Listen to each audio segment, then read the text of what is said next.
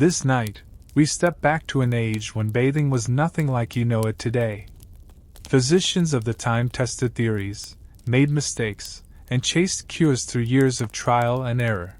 A long, uneasy road that eventually led to the simple advice we take for granted now: wash at least once a day. The path to that truth was anything but easy. And that's not all. Stay with me, and you'll also live through a single day in a city that believed those old ideas, a day steeped in the air, the streets, and the whispers of its people. So settle in, and sink into the atmosphere. Plague. Yes, in the Middle Ages, just hearing the word could make a grown man clutch his coat tighter and glance over his shoulder, as if the disease might be standing there with a polite smile, waiting to be invited in. And according to the best medical advice of the time, which was often a creative mix of guesswork, superstition, and last year's rumors, there was one thing you absolutely shouldn't do if you valued your life: get into a warm bath. Why? Because warm water, they said, was a traitor.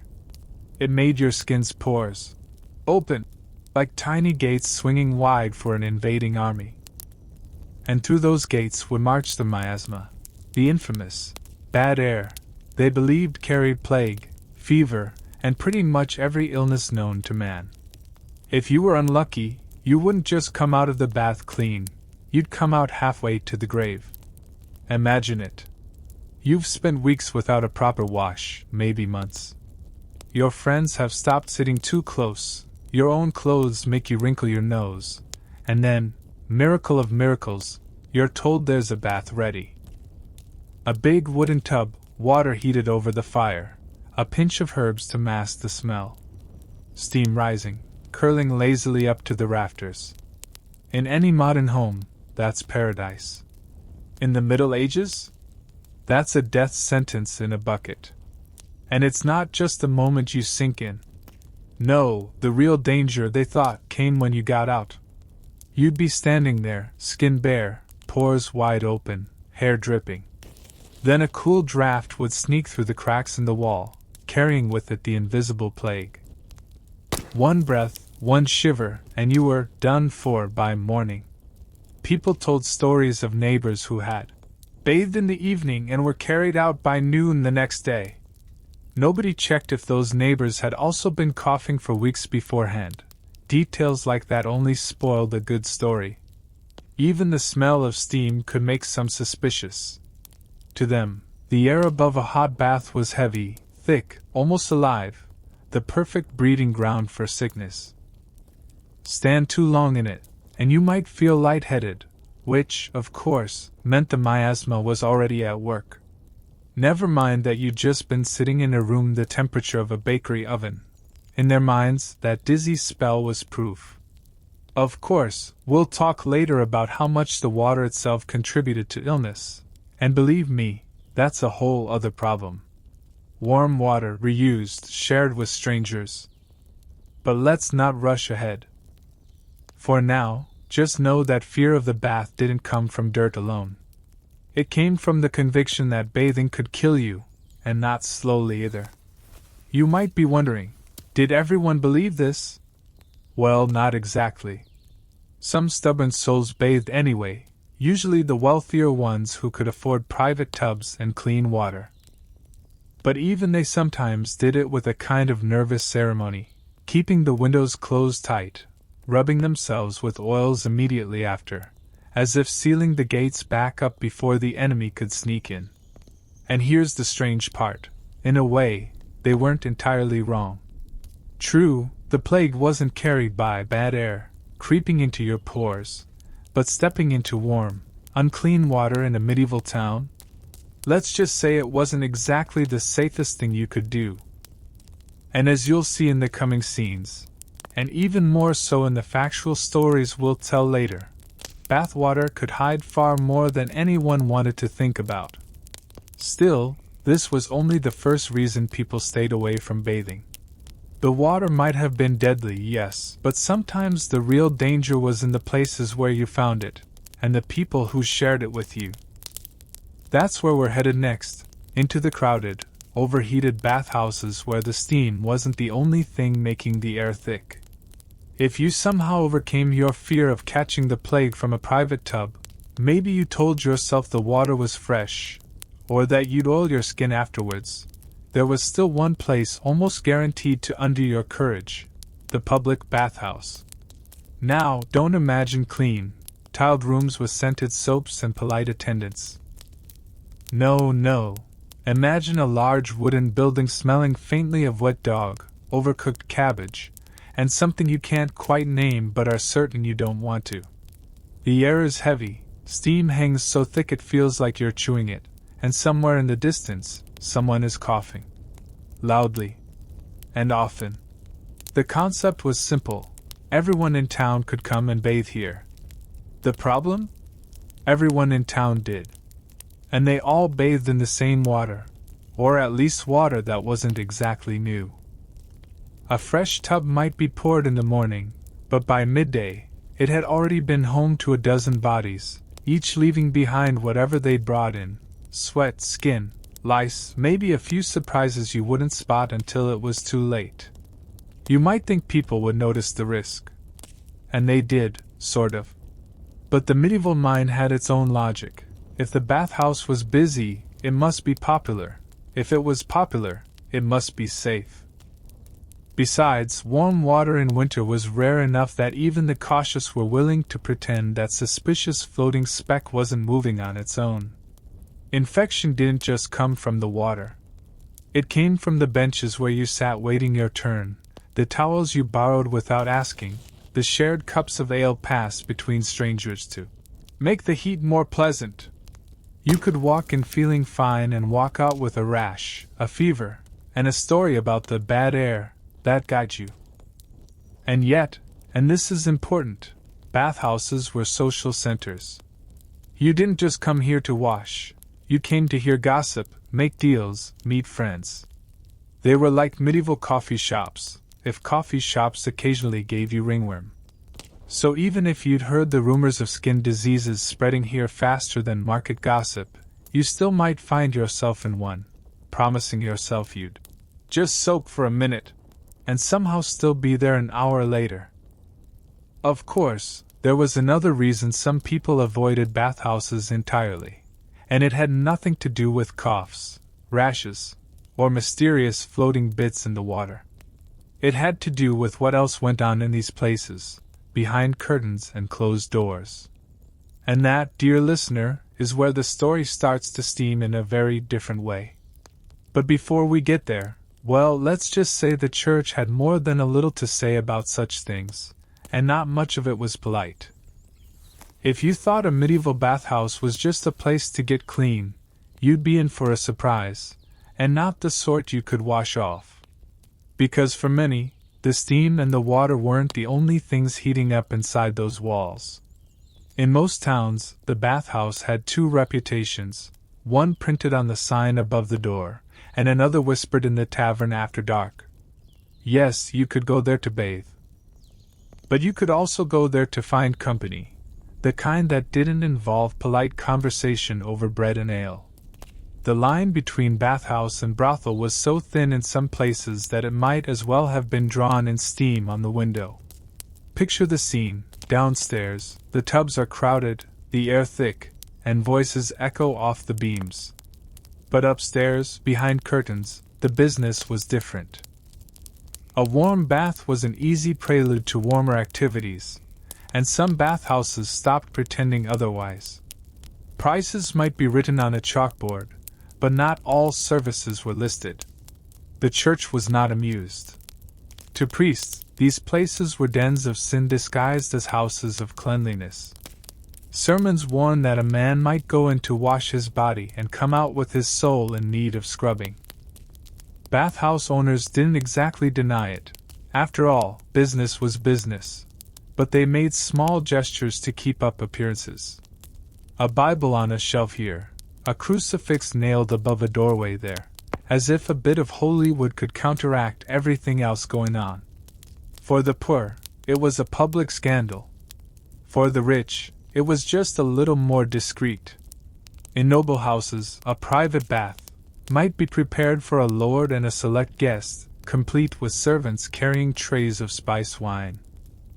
The setting was finer, marble basins instead of wooden tubs, silks instead of coarse towels, but the intentions could be exactly the same. A scandal in the slums was an open secret in the court. Some travelers even chose bathhouses specifically for this dual purpose. A merchant passing through might spend his evening there, washing away the dust of the road and enjoying the kind of company he wouldn't find at the market. Sailors fresh off a ship brought coin and hunger for something other than salted fish. Of course, not every bathhouse doubled as a brothel, but enough did that the association stuck.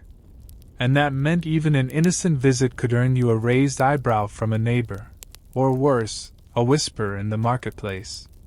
Reputation was as fragile as soap bubbles, and once popped, it was near impossible to restore. But here's the thing, for all the scandal, these places were still full. Moral outrage rarely kept the tubs empty. People told themselves they were just there to wash, and if the room next door was noisy, well, that was none of their business. And yet danger still lingered, not moral, but medical. Even if you came only to wash, you were still stepping into a place where dozens had bathed before you, and where the water was changed far less often than you'd hope. You might carry home not a sin, but a sickness. And soon enough, we'll see that even the so-called medical experts of the time could give advice that made life in dirt seem like the wiser choice. It's one thing to hear rumors in the marketplace about people catching illnesses from the bathhouse.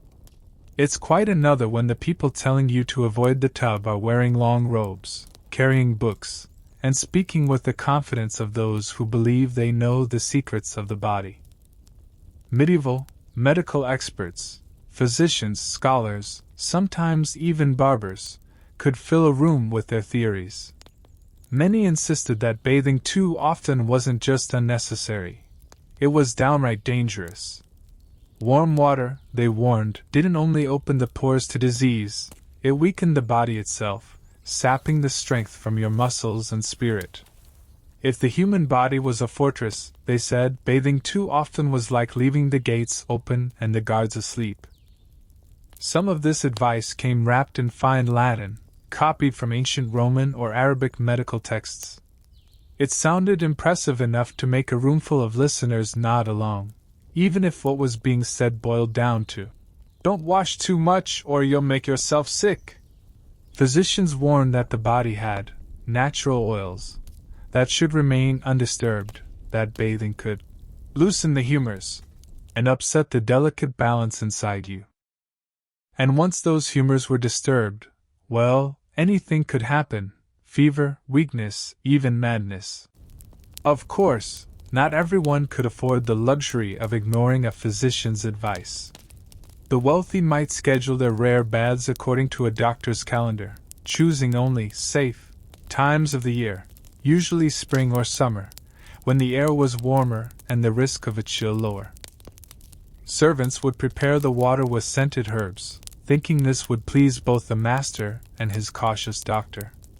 Among the poor, doctors' orders were more a curiosity than a rule. Most couldn't afford either the physician or the bath, so the warning simply confirmed what they were already doing, staying dirty. In fact, a good number of common folk liked to imagine they were healthier for it, muttering that the doctor says too much washing is bad, as if that explained everything from their muddy boots to their greasy hair. There were, of course, exceptions. Some physicians promoted bathing, but only under the strictest conditions. Water had to be of the right temperature, the bather had to be in good health, and the room had to be sealed from drafts. And after the bath, there were rules: drink a certain herbal tonic, wrap yourself in warm cloth, and lie still for an hour. Anything less, they said, was asking for trouble. This medical caution had its side effects. People began to see bathing as a risky medical procedure, something to be approached with preparation and recovery time, not a casual, everyday act. And when you treat something like it's dangerous, people will find reasons to avoid it altogether. But there was another, more personal reason some avoided bathing: a belief that washing stripped away more than just dirt. That the water itself could rob you of something your body needed to survive. And as strange as it sounds, that fear was as common as any medical lecture, and far easier to believe when the winter winds were sharp. If medieval physicians were to be believed, the body was not just skin and bone. It was wrapped in a natural armor you couldn't see, a fine sheen of vital oils that kept sickness at bay. To wash them away was to strip yourself bare, not in the moral sense the church cared about, but in a way that left you physically defenseless. It's easy to scoff now, but think about the sensation after a long soak: skin a little tighter, drier, almost squeaky under your fingertips. To a medieval mind, that was proof. The water had stolen something important, something you couldn't get back with a towel. The advice was simple: don't tempt fate. Let the oils build, keep the body's shield intact. And the best way to do that was to avoid washing as much as possible. For the wealthy, this didn't mean ignoring appearance. Quite the opposite. Fine powders, perfumes, and scented gloves covered any unpleasant odors. If you could afford a fresh set of linen underclothes daily, you could claim cleanliness without touching a drop of water. Among the poor, the idea was almost comforting. Few had the time, tools, or fuel to heat enough water for a proper bath, so hearing that it was healthier to stay unwashed was like being told that skipping dinner was good for you. It turned necessity into virtue. Farmers could spend months without a full wash, wiping their hands on their trousers, rinsing faces in cold streams when absolutely necessary, and call it keeping the strength in. There were also seasonal superstitions. In winter, when the air bit at your skin, people swore that bathing robbed you of the oils that kept you warm. In summer, when the sun was high, they feared washing them away would leave you open to fevers. No season was truly safe if you listened to enough warnings. Even some of the remedies meant to restore these oils sound more like recipes than medicine. Rich folk might be rubbed with warmed olive oil or goose fat after a rare bath, the excess scraped off with a curved blade. Ordinary people sometimes used lard, though it didn't exactly leave a pleasant scent, unless you liked smelling faintly of dinner. And so the logic held: dirt wasn't dirt, it was protection. If someone pointed out the grime on your neck, you could reply, quite seriously, that it was your body's shield against the invisible enemy. Whether that enemy was cold air, bad water, or the plague, you were keeping it at bay, at least in theory. But the fear of losing protection didn't stop there. Some believed that not just the oils, but the warmth of the body itself, could be stolen by water, especially if that water was too hot. Which brings us to another deep suspicion, one that might make you think twice before drawing a warm bath even today. If cold water was a bracing slap to the senses, warm water was, to the medieval mind, a sly thief. It lulled you into comfort, they believed, while quietly weakening the heart, dulling the spirit, and leaving you wide open to whatever misfortune was lurking nearby.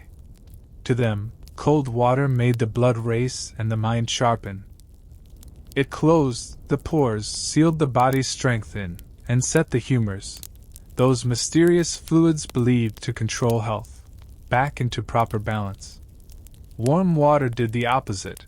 It slowed the blood, loosened the muscles, and worst of all, made you feel too good. And in a time when pleasure was often suspected of being sinful, anything that made you sigh with contentment was bound to be trouble. Step into a tub of warm water and, according to some physicians, you could feel your vitality drifting away with the steam. Stay too long, and you might emerge with a heart that beat slower, a mind that wandered, and a body that could no longer resist illness. The fact that many people left the bathhouse looking drowsy and relaxed only confirmed their fears. Among the nobility, warm baths were a calculated risk. A king or noblewoman might take one as part of a grand occasion, scented with rose petals, infused with wine or herbs, but always with precautions. The windows stayed tightly closed, servants stood ready with heavy towels, and a cup of spiced wine might be placed in hand the moment the bather stepped out, as if to restore the fire the water had stolen. For common folk, the choice was often made for them. Public bathhouses might heat the water, but many washed at home or in rivers, where the water was cold by default. Those who preferred it that way claimed it hardened the body and the spirit alike. To them, warm water was an indulgence for the weak. Of course, there were exceptions. The Nordic love of hot baths and steam rooms, for example, baffled some southern Europeans, who wondered how people could sit in such heat and live to tell of it. But cultural habits die hard, and in many parts of medieval Europe, suspicion of warmth held fast. And there was another, darker layer to this fear. Warm water didn't just relax the body, it was said to open it to influences not entirely of this world. Spirits, bad luck, even the lingering touch of sorcery could, they thought, slip in while you soaked. And that leads us, almost inevitably, into the realm where bathing itself began to look like an act of witchcraft. It might seem strange now, but in the Middle Ages, a tub of water and a bundle of herbs could draw the same suspicion as a dark cloak and a midnight meeting in the forest. Bathing, especially when it involved certain plants, strange rituals, or whispered words, could be enough to make the neighbors glance sideways and mutter about witchcraft. The suspicion came partly from the secrecy. Herbal baths were often taken at night, when the house was quiet and prying eyes were fewer. The water might be scented with rosemary, lavender, or sage, perfectly harmless to us, but in those days, every herb had its reputation. Pennyroyal might be used to ease pain or bring on a missed monthly bleeding. Rue was said to drive away evil spirits. To a fearful imagination, such scents were less about healing and more about summoning. Add to that the way some healers, often older women, midwives, or widows, prepared their baths. They measured ingredients by instinct, not by weight. They murmured prayers or charms as they stirred the water. And when someone emerged feeling better, it was easy for gossip to give the credit to powers less holy than the church would approve. Of course, not all suspicions were born of ignorance. Some herbal baths were indeed intended for secret purposes, to influence love, to aid in childbirth, or even to end a pregnancy. These were things best kept from the ears of priests and neighbors alike, so discretion was vital. Unfortunately, in a world already wary of magic, discretion and secrecy looked much the same as guilt. The wealthy could often indulge in such rituals with little fear. A noblewoman might bathe in scented water under the guidance of a trusted physician, and any whisper of witchcraft would be smoothed over with a smile and a handful of silver. But for a peasant woman with no protection, the same bath could lead to questions, accusations, or worse. Some towns even had unofficial watchers, people who noted who fetched herbs from the market, who boiled water after dark, who sent children to bed early so the house could be quiet. A healer's skill could make her valuable, but it could also put her in the news if a neighbor's child fell ill soon after. And so, while for some a bath was a rare pleasure, for others it was a dangerous necessity. It was not just the water they feared, but the way others might interpret it. And as we move from fear of unseen spirits to fear of very real contamination, the focus shifts from superstition to something far more tangible: the water itself, and what was floating in it before you ever stepped inside. If the fear of witchcraft didn't keep you out of the bath, the water itself might. Not the idea of it, not the temperature, the actual water. Because in most medieval cities, clean water was more of a rumor than a reality. Picture the scene: narrow streets, gutters running with whatever people poured out of their windows, animals wandering freely and leaving behind contributions. Rain might wash some of it away, but much of it found its way into the same rivers, wells, and streams that people relied on for drinking, cooking, and yes, bathing. The problem wasn't a secret. People could see what went into their water. They just didn't always have a choice. In some towns, the river was the only water source, and upstream was a busy tannery, or a slaughterhouse, or worse, a cemetery. You could stand at the bank and watch the current carry everything from wood shavings to sheep's entrails, and then see someone fill a bucket from that very same spot. Bathhouses weren't much better. Water might be drawn from the cleanest source available, but cleanest was a low bar. And once it was in the tub, it stayed there for as long as possible. Heating water took time and fuel, both expensive. Why waste it after just one round of customers? So it was topped up, stirred around, maybe sprinkled with herbs to disguise the smell, and declared fresh. Among the wealthy, the situation was slightly better, but only slightly. A noble household might have water brought in barrels from a well they considered pure, but even that well might be a few streets away from a cesspit. Still, when poured into a marble basin and scented with roses, the illusion of cleanliness was strong enough to ignore a few suspicious specks floating on the surface. The poor had no such illusions. Washing at home often meant a bucket of cold water hauled up from the nearest source, and whatever was in it, twigs, bugs, the occasional frog, came as part of the package. Most people just fished out the largest bits and got on with it. And here's the grim humor of it: in some places, people genuinely believed that a little dirt in the water was healthier than having it too clean. Perfectly clear water looked suspicious, dead somehow, stripped of the life that made it safe. That life could be anything from algae to worms, but the logic was, if the animals were living in it, it couldn't be deadly. At least, not immediately. So when someone warned you about the dangers of bathing, they didn't have to mention spirits or open pores. You could see the risk swirling right there in the bucket. And even if you didn't believe in miasma or witchcraft, you might believe in the wisdom of keeping as much of that water as possible off your skin. But there was another reason some avoided public baths, one that had nothing to do with filth, real or imagined. In certain places, stepping through the wrong door could stain your reputation faster than any dirt could, and the shame might last far longer. There were cities where the bathhouse door was more dangerous than anything inside it. Not because of the water, the heat, or the risk of sickness, but because someone might see you walk through it. And once a neighbor's eyes locked onto you in that moment, the story of why you were there became theirs to tell.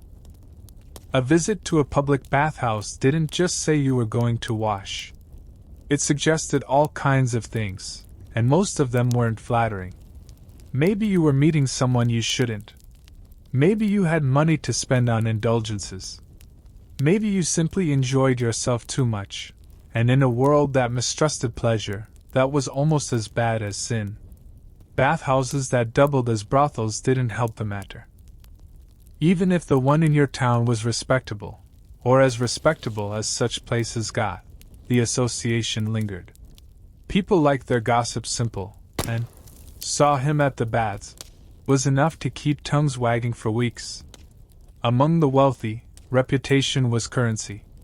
A nobleman might have his own private bath, safe from the public eye, but if he did choose to visit a public establishment, he'd arrive with a small entourage, as if to prove he was there on business, not pleasure.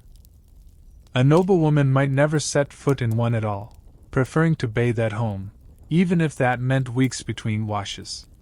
Better to smell faintly of stale perfume than risk being spotted stepping out of the wrong doorway. The poor didn't escape the scrutiny. In smaller towns, where everyone knew everyone else, it took only one sighting to start a chain of whispers. Even children weren't spared. A boy sent to fetch water from a bathhouse could find himself teased for carrying gossip in a bucket. Some tried to avoid suspicion by visiting at odd hours, slipping in after dark or just before closing. But that had its own risks, not from rumor, but from the quality of the water. By the end of the day, it had seen too much, absorbed too much, and no amount of steam could hide what floated in it. The irony was that many who judged the harshest were secretly visitors themselves.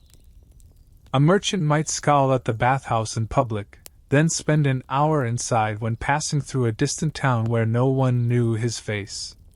A minor noble might condemn them in court, then arrange for a private meeting in a bathhouse suite after dark. In the end, shame was as much a part of the bathhouse as the steam. And for those determined to keep their image spotless, there was always another argument ready, one that made dirt itself seem like a better option than risking the walk through that door. Some swore that being unwashed wasn't a flaw at all, it was protection.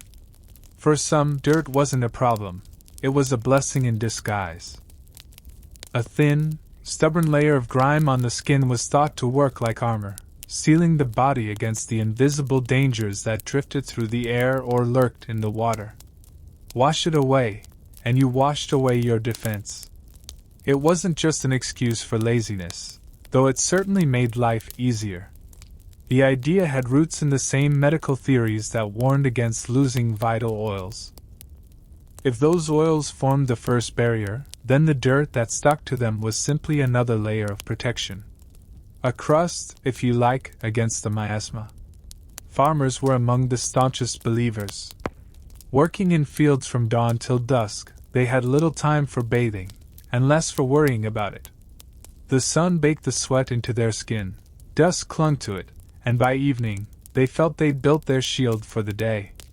Strong as the earth wasn't just a saying, they took it literally. Even in towns, tradesmen and laborers embraced the logic. A blacksmith's arms might be blackened with soot, a tanner's hands stained deep with dyes, and neither man in a hurry to scrub himself raw. To them, the filth wasn't shame, it was a sign of honest work, and perhaps a bit of health insurance. Among the wealthy, the notion was more discreet. They wouldn't walk around caked in mud, but some delayed their baths intentionally, preferring to keep the skin sealed during outbreaks of illness. In times of plague, it wasn't uncommon for noble households to avoid washing entirely, relying on perfumes, powders, and fresh clothing to maintain appearances while leaving the skin untouched. Of course, this protective layer had its drawbacks. It itched. It cracked. It sometimes carried its own smells, the kind that made a dog sniff twice and walk away. But in a time when people believed the air itself could be poisonous, discomfort seemed a fair trade for survival. And the logic was hard to argue with when you considered what bathing could bring. A sudden fever after a wash was proof enough for many. Never mind that the fever might have been brewing for days. The bath was the obvious culprit. Still, there were limits. If the dirt grew too thick, or too fragrant, even the staunchest believer in its powers might be persuaded to rinse off. But that decision was often weighed against another fear, that bathing while already unwell could make things far worse. If you were already sick in the Middle Ages, the last thing anyone would advise was a bath. To wash while unwell, they believed, was to invite the sickness deeper into the body, letting it settle in places it might otherwise leave untouched. The reasoning sounded convincing enough at the time. Illness, they thought, weakened the body's natural defenses. Warm water would open the pores, cold water would shock the system. Either way, your strength would drain out with the bathwater. A chill caught in those moments could, according to many, be fatal by morning. Physicians warned that bathing during a fever could drive the heat inward, pushing the sickness toward the heart or lungs. Patients were instead told to rest, to keep warm, and to let the illness run its course. For those with chest ailments, baths were seen as especially risky. The damp air might, they feared, fix the phlegm in place and make breathing harder. Among the wealthy, this caution turned illness into a kind of ceremonial confinement. A noble with a fever would remain in bed, tended by servants who brought warm cloths for wiping the face and hands, but no more. Herbs might be burned in the room, perfumes sprinkled on pillows, but the idea of lowering the patient into a tub was unthinkable. For the poor, the rule was even stricter, not because they were following a doctor's advice, but because bathing while sick was impractical. Heating enough water took fuel, and fuel cost money. And if someone was too ill to fetch it themselves, who would waste an entire day hauling and heating water just for them to risk dying faster? Better to keep them wrapped in blankets and hope. There were exceptions, of course. Some folk healers believed in washing the sick, but their baths were more like steeped potions than simple water. The patient might be placed in a wooden tub filled with hot water infused with herbs, then quickly wrapped in blankets to sweat out the illness. Sometimes it worked, sometimes it didn't, but the risk of being blamed for a death was high, and so such remedies were kept quiet. And for those who recovered, the story always went the same way: they had stayed dry, kept warm, and survived. The lesson seemed clear: illness and bathing were not to mix. But seasonal fears added another layer to this avoidance. In some months, even the healthy hesitated to bathe, convinced the air itself could turn on them once they stepped out of the water. Winter had its own set of rules, most of them designed to keep you away from the bath. The cold was not just uncomfortable, it was dangerous, they believed. To step from warm water into the sharp air was to invite sickness to settle in your chest. The steam might still cling to your hair, your skin damp beneath your linen, but outside the world was waiting with claws of frost. In towns where snow pressed against the walls and the streets froze into glass, the very idea of bathing was a luxury of the reckless. Firewood was precious. Why waste it heating water for washing when it was needed to keep the hearth alive? Better to keep the body wrapped in layers, the heat sealed in with sweat and wool. Summer had its own warnings. Too much heat, too much bathing, they said, could weaken the heart or stir up fevers. Warm water was bad enough in cooler months. In the heat of summer, it was thought to make the blood too thin, the spirit too sluggish. Even cold baths weren't free from suspicion.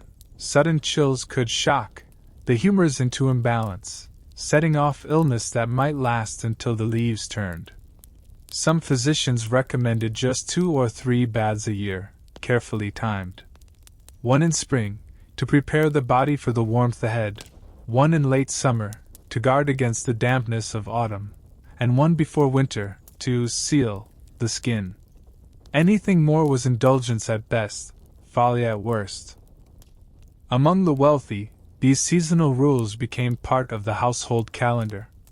Baths were planned like banquets, with herbs chosen to suit the time of year: mint in summer, rosemary in winter, and servants ready to ensure the bather emerged into a room as warm as the water. Heavy cloths waited by the fire. Wine or broth was pressed into the hand before the chill could creep in. For the poor, bathing often happened only when nature allowed it.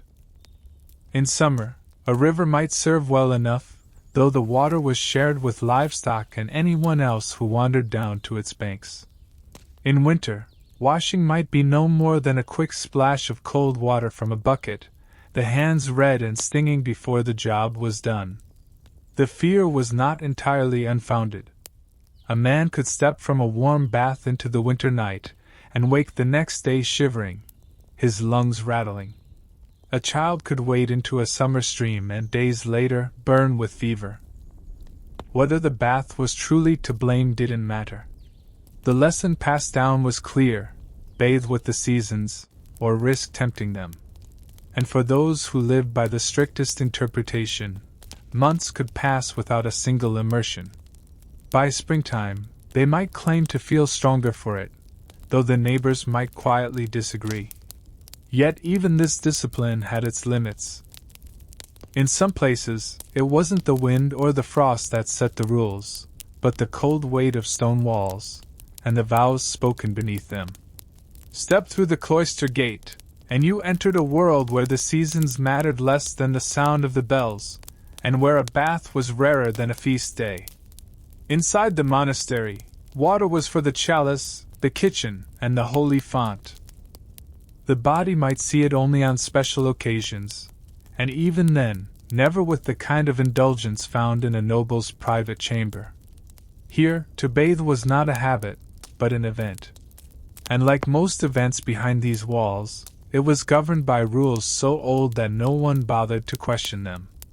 Some orders allowed a full bath 3 or 4 times a year, aligned with great feasts, Easter, perhaps Michaelmas, and a date before winter settled in. Others were stricter still. Unless you were on the edge of death, the bath was a once-a-year courtesy. For the rest of the year, washing meant a brisk splash of cold water on the hands and face, usually before prayer, while the wind found its way into the cloister and reminded you why you didn't want to undress in the first place. When the rare bathing day arrived, it was almost theatrical.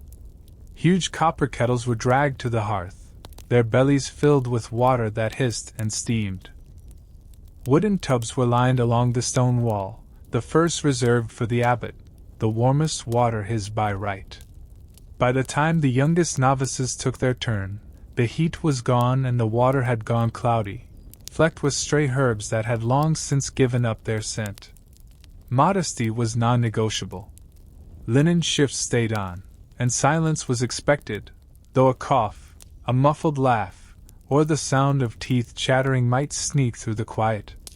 No lingering, no sighing in pleasure.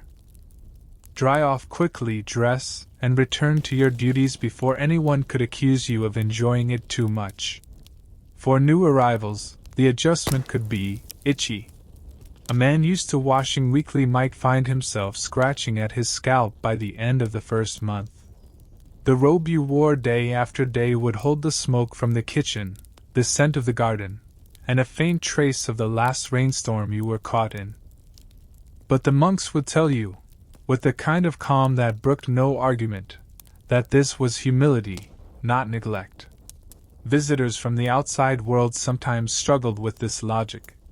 Wealthy patrons might offer to fund a fine new bathhouse within the walls, only to be gently refused. Too much comfort, they were told, risked softening the will and turning thoughts toward the body instead of heaven. And perhaps the monks had a point. Warm water had a way of making people forget their vows, if only for the length of a sigh. Still, rules had a way of bending when sickness came. Plague, skin disease, or the kind of itch that spread from one robe to the next could earn a rare exception. In those moments the bath was medicinal, water soured with vinegar or bitter with herbs, steam filling the chamber until it clung to your lashes.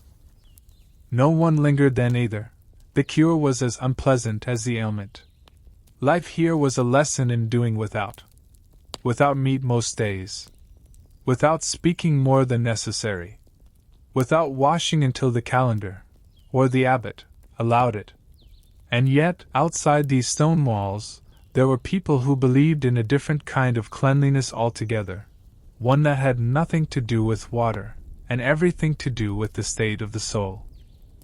Beyond the monastery walls, not everyone avoided the bath because of rules carved into a chapter book. Some simply believed there was no need, that water could do nothing for the soul, and so the body could be left to its own devices. To them, true purity came from confession, prayer, and a life lived in moral order. Dirt on the skin was irrelevant, perhaps even virtuous. After all, saints were not remembered for their soft hands or perfumed hair.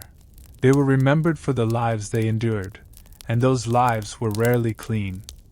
A pilgrim on the road for months could arrive at a holy site with dust in his beard and mud on his boots, and still be welcomed as a man of piety. Some went further, seeing physical filth as proof of spiritual focus. To spend time scrubbing the body was to spend time not tending the soul. This view made it possible to walk through a market smelling like last week's work and still hold your head high. so long as your conscience was clear. And in a world where many couldn't afford to bathe often anyway, this belief was as convenient as it was devout. The wealthy sometimes adopted the idea selectively. A noblewoman might bathe rarely, claiming it preserved her moral integrity, yet still dress in fine silks and surround herself with sweet-smelling flowers. A lord might insist that cleanliness of the heart was all that mattered, while having a servant pour warm water over his hands before every meal. The church did little to discourage this thinking. Sermons often reminded the faithful that the body was temporary, a vessel destined to return to dust, while the soul was eternal. Better to polish what would last forever than waste effort on what would soon decay. The message was clear: a clean soul in a dirty robe was far better than the reverse. But this conviction could lead to extremes. There are accounts of holy men and women who went years without bathing, their hair matted, their skin darkened by the weather and work. Their austerity was admired, even imitated, though perhaps not by those who had to share a bench with them during Mass. Still, belief has its limits. Weddings, coronations, or visits from important guests could prompt even the most devout to rinse away a layer or two. And during times of pestilence, when filth became a visible reminder of death's approach, some quietly sought the comfort of warm water, without admitting it aloud. Yet for many, the idea endured: water could clean the skin, but it could not make a liar honest or a thief generous. And so they walked through life unwashed, certain they were cleaner than the man stepping out of the bathhouse with sin still clinging to him like steam. Of course, washing in these times was not always about removing dirt. Sometimes it was simply about sitting in water, hoping it might do something, even when the water itself was barely worth the trouble. Even for those who wanted to bathe, there was a problem no amount of hot water could solve: soap, or rather, the lack of it. What passed for soap in the Middle Ages was often a rough, gray lump that smelled faintly of last year's sheep. Made from animal fat and lye, it could clean a tunic well enough, if you didn't mind it stiff and scratchy afterwards, but the idea of rubbing it over bare skin was something you only did when you had no other choice. Many bathed without any cleanser at all, just sitting in water and letting it soak away the dirt, or hoping it would. The result was often less refreshed, and more rearranged. The grime simply floated, shifted, and settled somewhere else.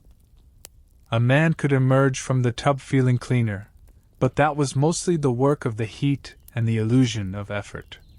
For the wealthy, imported soaps from the Mediterranean were a treasure. Made with olive oil and scented with herbs, they came in smooth, pale bars that felt soft even in the hand. A noblewoman might keep hers locked in a carved box, unwrapping it only for special occasions, the fragrance filling her chamber before she even touched the water. But such luxuries were rare and costly. Most people could live and die without ever smelling one. In villages, cleansing might mean sand or ash rubbed over the skin to scrape away dirt. Effective, perhaps, but hardly gentle. It was the kind of clean that left you red and tingling, and sometimes bleeding. Others relied on herbal infusions, rosemary, mint, or sage steeped in water, more for their scent than any real cleansing power. You might step out smelling like a meadow, but the dirt was still there, hiding under the perfume. And yet, there was pride in whatever method you had. A tanner might swear by a rinse with his trade's own concoction, certain the sharp smell kept illness away. A fisherman might claim that salt water, with enough scrubbing, could beat anything from the apothecary. The fact that neither could quite prove it didn't matter. The ritual itself felt like protection. Soap's absence also fed the belief that bathing was overrated. If all you had was a bucket of cold water and a lump of something that smelled worse than you did, why bother? Better to keep to the old idea that the body could look after itself, especially if the tools for helping it were this unconvincing. Still, there were those who persisted, making do with what they had, and learning that a little scent could go a long way. And in some places, that scent carried another kind of meaning, a hint of something foreign, suspect, and not to be trusted. In some corners of medieval Europe, the very act of bathing carried the faint smell of suspicion, not because of the water itself, but because it was seen as something foreign. And foreign customs were rarely trusted. Bathhouses, where they did exist, often owed their design to ideas carried in from far-off lands. Tiled floors like those in Moorish cities, steam rooms borrowed from Roman tradition, scents of herbs and oils more at home in the bazaars of the East than in a northern village. To some, these things spoke of decadence, of softness, of people who had too much time for themselves and not enough fear of God. Church sermons occasionally hinted at it, too. Cleanliness might be praised in the Bible, but too much of it, too much care for the body, was easily framed as vanity. And wasn't it just like those outsiders to turn washing into an art form, with oils and perfumes, lying in warm water as if the world outside didn't exist? That was not the way of the honest plowman or the pious monk. Among the nobility, the association could be useful. If a neighboring court embraced frequent bathing, a rival could use it as proof of moral weakness, whispering of foreign corruption creeping into their halls. A baron who wanted to seem strong and austere might skip the bath entirely before hosting a feast, wearing his roughness like armor, and ensuring his guests went home with a story. For common folk, the suspicion was more practical. Foreign traders might bring new soaps, strange herbs, or unfamiliar methods of washing, and locals would add them with the same caution they gave to unknown spices. A jar of scented oil might smell pleasant enough, but what if it came with hidden intentions? In an age when rumors traveled faster than carts, it didn't take much for. He uses foreign soap to turn into. He keeps foreign company, and from there the leap to. He shares foreign sins. Was short. Of course, not everyone resisted. Some towns along trade routes became known for their bathhouses, where merchants from far-off ports gathered to soak and speak in languages the locals didn't understand.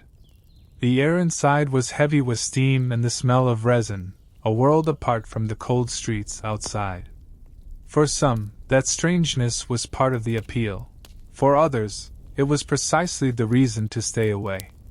The truth was that bathing's foreignness had as much to do with politics and pride as with hygiene. To wash like an outsider was, in some eyes, to think like one, and thinking like an outsider could be dangerous. Better, perhaps, to keep your habits plain, your water cold, and your skin untouched by scents that might raise questions. Still, the real danger, some whispered, came not from foreign customs at all, but from what happened in the moments right after the bath, when the body was warm, open, and according to the old fears, terribly exposed. It wasn't the bath itself that frightened some people, it was what happened in the moments after. The warm water was said to open the body, loosening the skin, relaxing the muscles, and most dangerously, widening the pores. Once those invisible gates stood open, anything could slip inside: cold air, bad humors, wandering spirits, the very breath of disease. Step out of the tub into a draught, they warned, and you might wake the next morning coughing, your bones aching as if winter itself had taken root inside you. It didn't matter if it was the middle of summer. The chill that followed a bath was thought to be cunning, creeping in quietly, striking when you were at your weakest. In wealthier households, elaborate measures were taken to guard against this danger. Servants would wrap the bather in layers of warm linen the instant they stepped from the water, guiding them straight to a bed already piled with blankets. Spiced wine or hot broth was pressed into their hands to seal the heat inside. Windows were kept shuttered, fires stoked high, and no one, not even a messenger with urgent news, was allowed to enter until the danger had passed. For the poor, such precautions were impossible.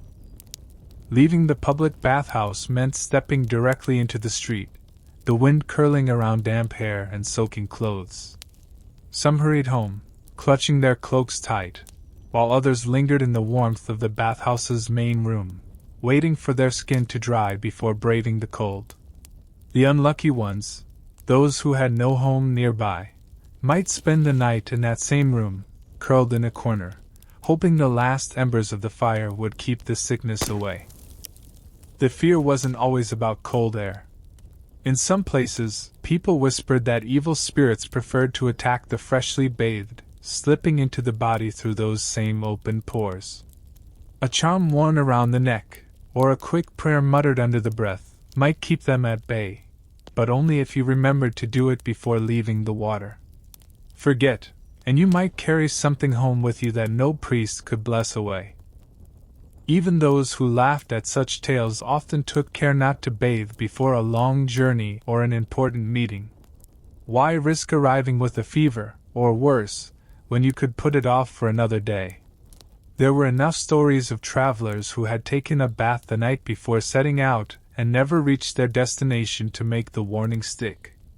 And when plague swept through a town, the idea of post-bath vulnerability became an easy explanation for sudden deaths. A man who looked healthy on Monday could be gone by Thursday, and if someone remembered seeing him leave the bathhouse, well, the cause seemed obvious. Such fears made the bathhouse an easy target when authorities wanted to act quickly in times of crisis. And when they did, the closures only reinforced the belief that these places, and the act of bathing itself, were far more dangerous than anyone wanted to admit. When sickness spread through a city, fear traveled faster than the plague itself. And nothing was easier to close, or to blame, than the bathhouse. With a single proclamation, the doors could be barred, the fires in the heating rooms left to die, and the familiar smell of steam and wet wood replaced with the cold scent of dust. Authorities rarely needed much evidence.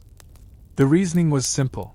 The bathhouse was a place where strangers gathered, bodies bare, pores open, water shared. If the disease was in the air, the steam would carry it. If it was in the water, every bather was already marked. Even the rumor of an outbreak was enough to have the shutters slammed closed, the locks drawn tight.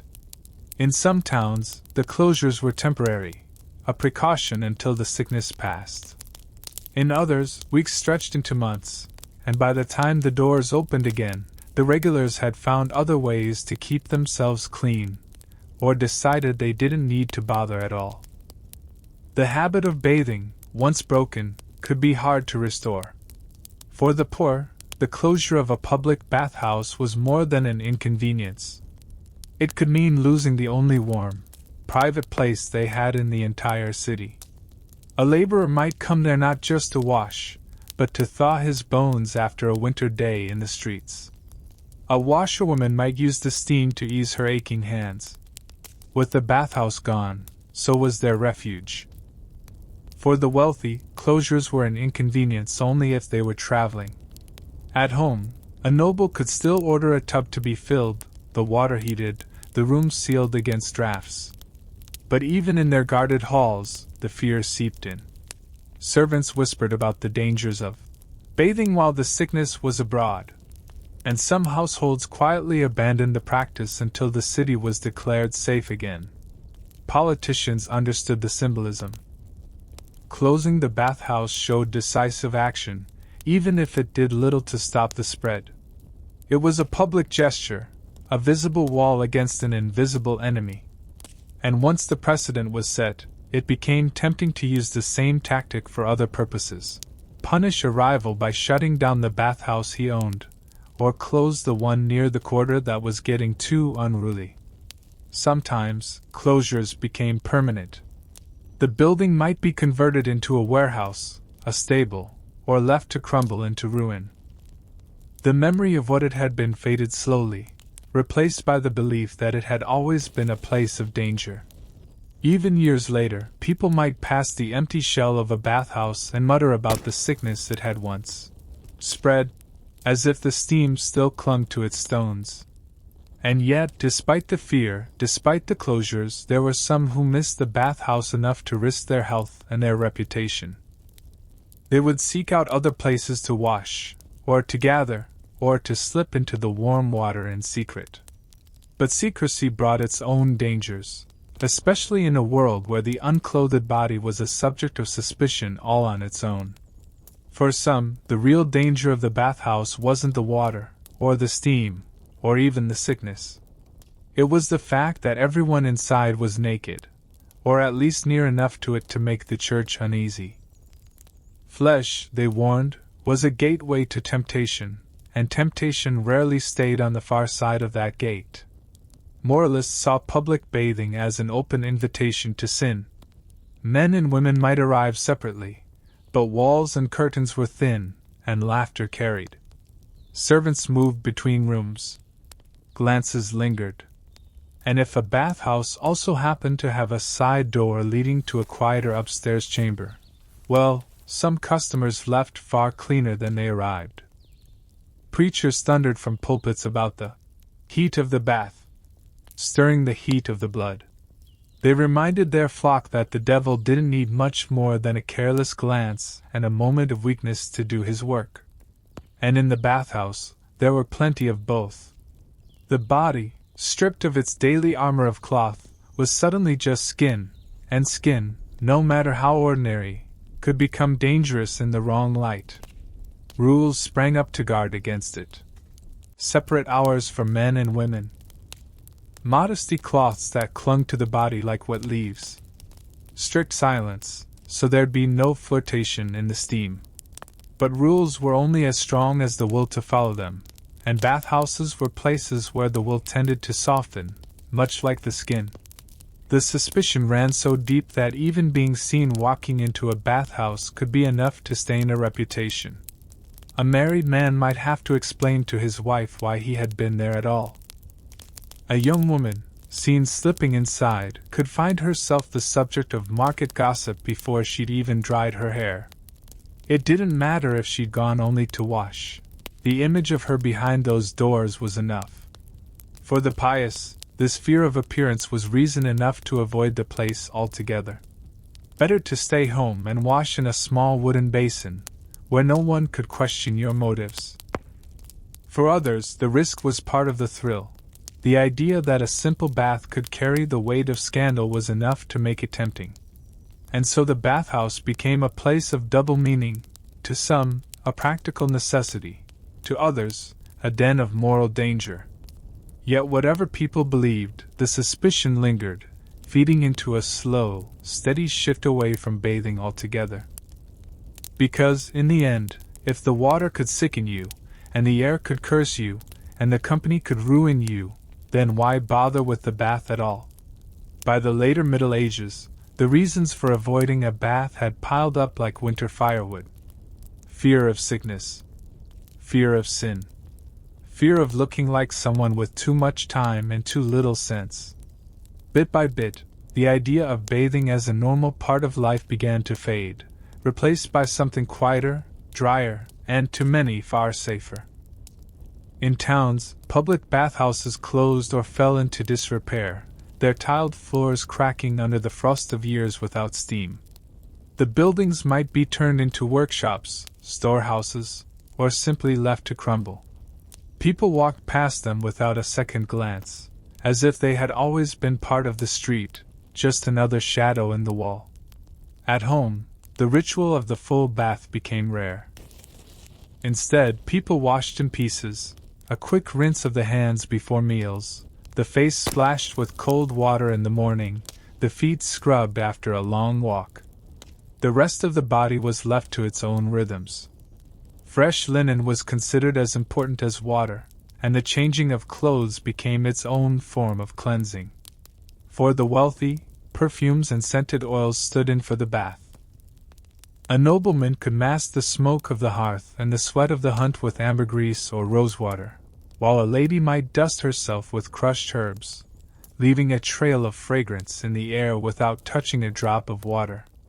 These scents were as much about status as about cleanliness, proof that you could afford to smell of something other than your own labor. Among the poor, necessity made such habits seem perfectly reasonable. Firewood was too precious to waste on heating bathwater, and the time spent fetching, carrying, and boiling it could be put to better use. A man might live his whole life without sitting in a tub, and see no reason to change, especially if everyone around him did the same. The belief that dirt could protect against illness gave the practice an extra layer of approval. If keeping the skin covered in its natural oils, and whatever else came with them, could form a barrier against disease, then avoiding the bath wasn't laziness. It was wisdom. And so, slowly, bathing slipped out of the rhythm of everyday life. The grand bathhouses became memories. The private tubs gathered dust in the corners of noble chambers. Even the few who still loved the feel of hot water learned to speak of it quietly, as if it were a habit better left unmentioned. What remained was a world where the scent of clean linen replaced the smell of soap, where perfume stood in for steam, and where the thought of lowering oneself into a tub seemed, to many, unnecessary at best, and reckless at worst. And now, you're not just hearing about it, you're walking straight into it. From this moment, you're in the middle of one of those cities we've been talking about, where the bathhouse door is just a few streets away, and the stories about it have already reached your ears. You're moving with the crowd, breathing the same damp air, catching half-finished whispers and the smell of bread cooling in the mist. Somewhere ahead, someone is about to tell you a story they shouldn't, and you're going to listen anyway. So, pull your cloak tighter, watch your step on the cobblestones, and whatever you do, don't let anyone think you've come here to bathe. The mist this morning doesn't just sit, it prowls. It curls low over the cobblestones like it has somewhere to be, slipping under the carts and catching on the boots of people who hurry through it. Every step feels softer, quieter, as if the air itself is listening. The market isn't in full voice yet. No one is shouting the price of onions or boasting about the freshness of their fish. Instead, the traders lean close to one another, shoulders bent, voices lowered. There's something in the air heavier than the mist. It takes only a few steps before you hear it. He bathed last night. 3 words, delivered with the weight of a confession. By the time you reach the fish stall, the rest of the story has already shifted twice. One version has the man stepping out of the bathhouse coughing. In another, he was laughing, cheeks pink, looking better than ever, until he wasn't. The fishwife swears it was the steam. Opened his pores, she says, shaking her head as she wraps herring in paper. Let the sickness straighten. No sense in washing when the air wants you dead. She smells of salt and smoke and absolute certainty. A man selling onions leans in before you can step away. Not the steam. The water. Filthier than the docks, and warm enough to hatch anything. They don't change it, you know. Not unless it smells worse than the customers. His laugh is quick, sharp, and maybe not entirely joking. Behind you, a cart rattles past, a water carrier with 2 great barrels swaying on either side. The wood is dark with damp, and you can smell the river before the cart is even beside you. It's not the clean, quick smell of rainwater, it's heavy, earthy, with something sour underneath. You don't need to taste it to know you wouldn't drink it, and you certainly wouldn't sit in it. A boy chases a dog between stalls, and for a moment the mood lifts. The dog has stolen a roll from a baker's counter, and the chase turns the heads of half the square. But once the laughter fades, the voices dip low again. The story of the man who bathed, and died, has found its place in the day. Like the smell of the smoke from the bread ovens, it will linger. You pass a pair of women standing close, their baskets brushing. They stop talking as you draw near, but their eyes follow you, weighing whether you've already been to the bathhouse this week. You glance away first, because here, meeting a stare too long can turn you into the morning's news story. Somewhere deeper in the mist, you hear the hollow clap of a bucket being emptied, then filled again. The sound leads your eyes to a side street, where the water carrier's cart is already disappearing between the houses. The barrels sway like they're keeping secrets, and if you follow them, maybe you'll find out exactly what kind of water feeds the baths in this city. The water carrier's cart groans with every turn of its wheels, as though it knows the burden it's hauling isn't worth the effort. The man walking beside it is broad-shouldered, his coat patched and stained darker where the barrels have splashed him over the years. He moves at the pace of someone who knows no one is going to rush him. After all, you can't hurry the river. The barrels themselves are massive, bound with iron hoops that have started to rust. Each time the cart lurches over a loose cobblestone, you hear the dull slap of water inside, followed by a faint, unpleasant breath of river air. It's not the crisp scent of a mountain stream. This is water with a memory. It carries the silt from the shallows, the grease from the docks, the secrets from upstream that no one wants to think about. A few curious eyes follow the cart. Most don't bother. Everyone knows where it's headed, and what that means for anyone planning to bathe today. A boy with bare feet and a grin darts close enough to peep inside one of the barrels, but the carrier swats at him with the flat of his hand, not breaking stride. Whatever's in there isn't for drinking, and he doesn't want anyone seeing it too closely. The cart passes a tavern door, where a man in a leather apron steps out to dump a bucket into the gutter. The liquid is dark, and it runs downhill toward the cart's path, swirling around the wheels before disappearing into the drain. The carrier doesn't slow. One more flavor in the city's water won't make much difference. You follow far enough to see the cart take a turn into a narrow lane, the kind that smells of damp stone and would smoke even in summer. A washerwoman stands in a doorway, scrubbing a tunic in a small basin, glancing at the cart as if measuring whether the bathhouse water might be worse than what she has. She shakes her head and goes back to her work. Somewhere up ahead, you hear the call of the bathhouse porter, a half-hearted bark to let the attendants know the day's supply has arrived. The sound disappears into the mist as the cart vanishes through an archway.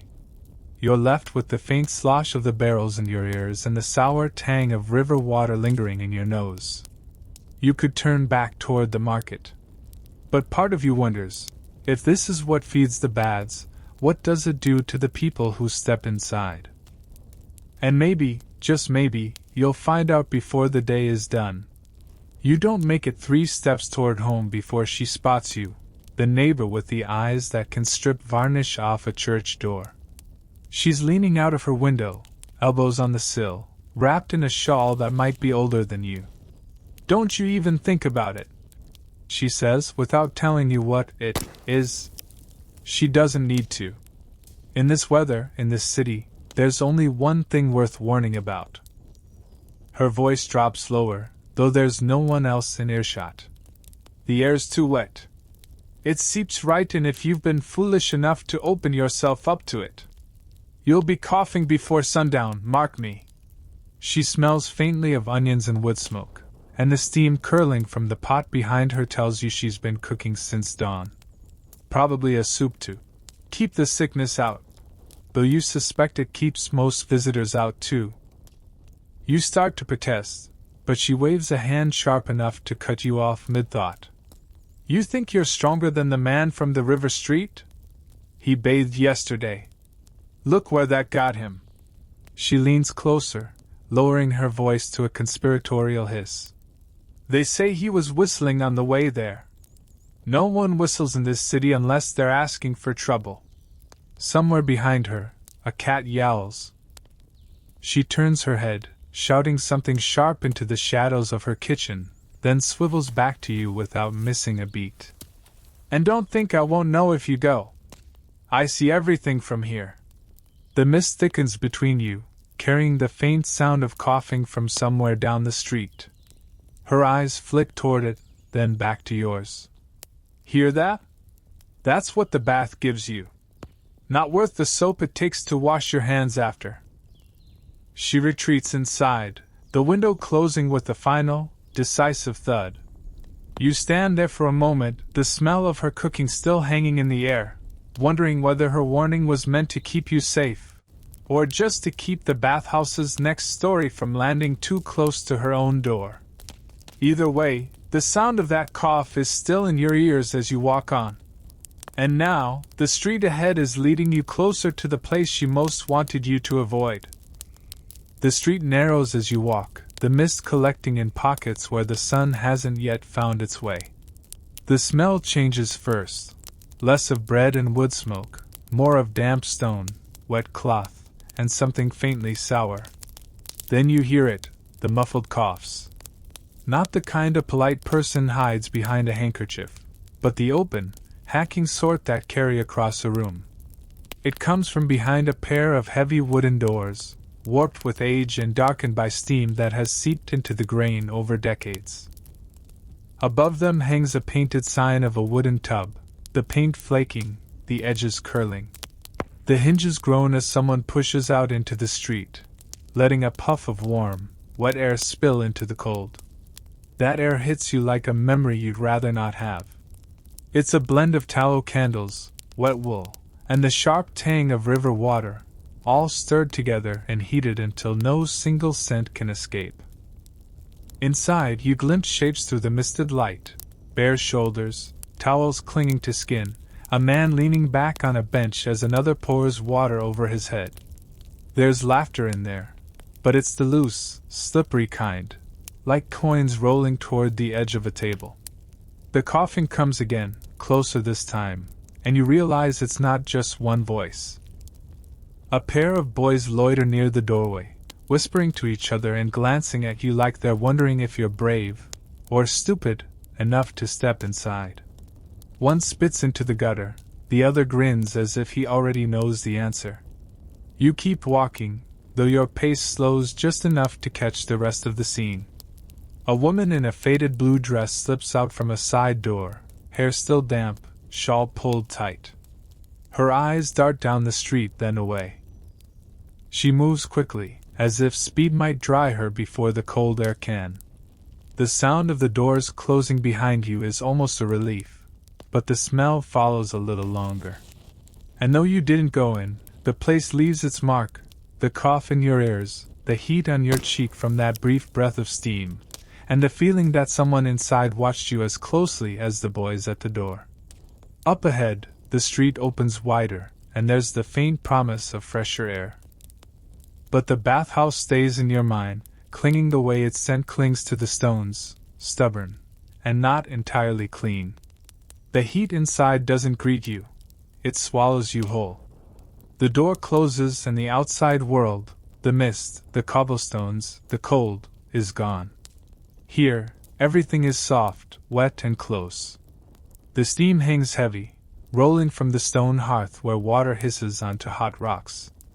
It blurs faces, smudges the lines of bodies into pale shapes that glisten under the dim light. Candles burn low in iron sconces, their flames wobbling in the damp air. The smell is a thick mixture, sweat, wet cloth, and the faintly rancid breath of tallow candles. Somewhere underneath it all is the water itself, river-fed, carrying whatever the river was carrying this morning. Men and women sit side by side on worn benches, towels draped loosely or not at all. A few talk in low voices, their words slipping into the mist like secrets no one plans to keep. Others lean forward, elbows on knees, rubbing their skin with coarse cloths until it reddens. The sound of it, scratch, rinse, scratch, repeats like a rhythm. The floor is slick, puddled in places where the water has gathered, catching bits of lint, hair, and things better left unnamed. A boy, no older than 15, shuffles through with a bucket, splashing water onto the stones to keep the air thick. His eyes are red from the heat, but he doesn't slow down. Some of the bathers recline as if this is the only place they feel safe. One man tilts his head back, letting the steam bead on his eyelashes. Another laughs too loudly at something you can't hear, then coughs so hard he has to steady himself on the bench. The cough doesn't seem to bother anyone. It's just another sound in the room, like the hiss of the rocks or the drip from the ceiling. In the far corner, a woman is having her back scrubbed by someone hidden by the fog. You catch only glimpses, her head tipped forward, the slow circles of a cloth moving across her shoulders. She closes her eyes like she could sleep right there, despite the noise, despite the heat. There's a sense that the room holds more than just steam. It holds what people bring in with them, the dirt, yes, but also their weariness, their whispers, their habits. All of it mixes together, until it's hard to tell where one person ends and the rest of the room begins. Somewhere behind a curtain, a laugh rings out that doesn't sound like it belongs to a bath at all. A second laugh answers it, and then the sound is gone, muffled by fabric and distance. You know without seeing that the steam room isn't the only service on offer here. But that's for another part of the building, and another set of stories. For now you're here, breathing air so heavy it feels like you're drinking it. The heat clings, the sounds press close, and every drop of sweat seems to carry something you didn't bring in. You wonder, just for a moment, how much of this will stay with you after you leave. The curtains aren't walls, not really. They hang in thin, tired strips of cloth, heavy with years of steam, their colors faded into the same dull shade of beige-gray. When the heat shifts or someone passes too close, they sway just enough to show you a glimpse of what's behind them, though never quite enough to make sense of the whole picture. It's quieter here than in the main room, but not silent. The voices come in fragments, soft enough that you lean without meaning to. Laughter low and close. A word you almost catch, then it's gone, swallowed by the hiss of water on stone. One curtain twitches as someone moves behind it. The shape is blurred by the cloth, only an outline in the flickering candlelight, a shoulder, a bent knee, the turn of a head. The voice that follows is warm, almost sing-song, but carries that same tone you've heard in the market when a price is being settled. A man passes you, his towel hitched up around his hips, a small smile tugging at his mouth. He doesn't look at you, but his pace is slow enough to suggest he hopes someone else might. Somewhere deeper inside, there's the sound of water being poured, not the quick, practical splash of rinsing, but a slow, deliberate stream, broken by pauses. In the gap between pours, a woman's voice murmurs something you can't quite hear, and a man laughs softly in reply. The air here is thicker, if that's possible. It carries the same sense as the main room, sweat, tallow, damp cloth, but with an edge of something sweeter, faint and fleeting, like herbs crushed in a warm hand. You wonder if it's intentional, or just the ghost of someone's hair oil from weeks ago. A sudden ripple runs through the fabric as someone brushes past on the other side. The cloth clings briefly to their shoulder, then falls back. The movement stirs the air enough to bring a cooler breath to your face, and for a moment it's a relief. You realize, as you stand there, that these curtains aren't just to hide what's inside. They're there to make you imagine it. To fill in the spaces with your own thoughts, your own guesses. And the truth, whatever it is, stays in the shadows, where only those invited can see. From the far end of the row, a single cough breaks the spell. It's sharp, ugly, the kind that doesn't belong in the softer air here. There's a rustle, a muttered word, and then the sound of footsteps moving away. The curtain nearest you shifts again, just a little, and a voice, half hidden, says something that makes the person inside laugh. Not the laughter of the main room. This one's quieter, meant for two people alone. Somewhere in the back of your mind, you remember the way the neighbor leaned out her window, telling you the bathhouse was trouble. Standing here, with the smell, the sounds, and the warmth brushing against your skin, you're starting to think she might have been right. The first breath of outside air hits you like a slap, cold, sharp, and carrying the faint tang of wood smoke and damp stone. After the heavy heat of the bathhouse, it feels almost clean, until you notice the sound.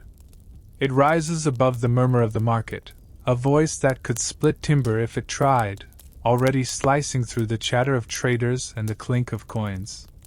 The preacher stands on a crate in the middle of the square, arms spread wide, cloak flapping in the wind like a sail about to tear loose.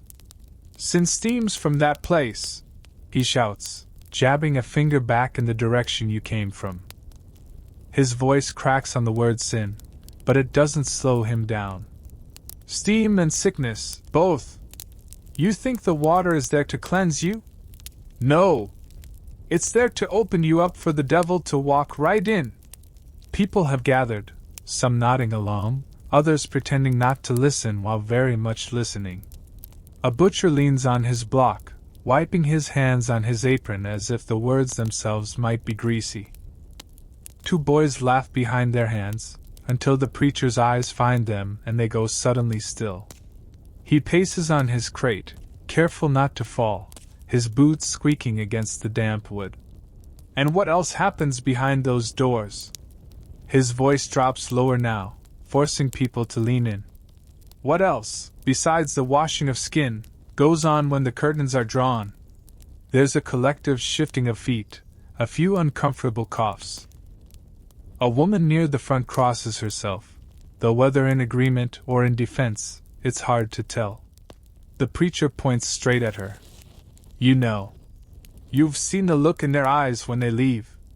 The bath takes more than dirt from the body, it takes the fear from the soul. And a soul without fear is halfway to ruin." Someone mutters that he's been saying the same thing for years, but they don't say it too loudly. His gaze moves too quickly, like he's searching for the next person to pin down. For a moment, you wonder if anyone will challenge him. Then you see the city guard, standing a little way off, not interfering. As long as he's not blocking trade or calling for anything sharper than words, they let him have his stage. The wind shifts, carrying the smell of baking bread from a nearby stall. It cuts through the preacher's words for just a moment, and you catch yourself thinking more about the bread than the sermon. But his voice pulls you back in. "Mark my words," he finishes, raising both hands as if sealing the square under a curse. "Those who wash too much will not walk the streets for long." The crowd thins as quickly as it formed, people sliding back into their errands. The preacher stays on his crate, muttering now, eyes scanning for the next willing ear. And as you move away, his voice fades into the noise of the square, replaced by a quieter one you're about to hear, somewhere in the back room of a wealthy merchant's house. The noise of the square fades as you take the side street toward the merchant quarter. The air is calmer here, no shouting traders, no clatter of carts, just the muffled thud of boots on damp stone and the occasional drip of water from a gutter. A servant in a green tunic is waiting by a tall, carved door, glancing up and down the street like someone guarding a secret.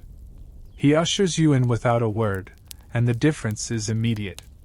Inside, the air is warmer but not damp, scented faintly with beeswax and something sharper, vinegar, maybe, or one of those strange imported spices the wealthy use to prove they can. In the main room, a man sits in a high-backed chair, wrapped in a robe so soft it might as well be stolen from a saint. His skin is pale, his hands smooth, the kind of hands that haven't carried a bucket in years. On a table beside him sits a polished wooden box, its lid open to reveal neatly arranged glass vials, each holding a different shade of liquid. The physician stands nearby, sleeves rolled up, a look of patient authority on his face. "No bathing," he says, as though he's been saying it all week. "Not in this weather. The body needs its oils to keep the humors in balance. Strip them away, and you invite the cold in." The merchant nods solemnly, though you suspect he would agree with anything if it sounded expensive. The physician continues, pulling a small vial from the box and holding it to the light. "Better to wipe the face and hands with this." He swirls the pale liquid. "And change your linen more often. Clean linen does more for health than a bucket of filthy water."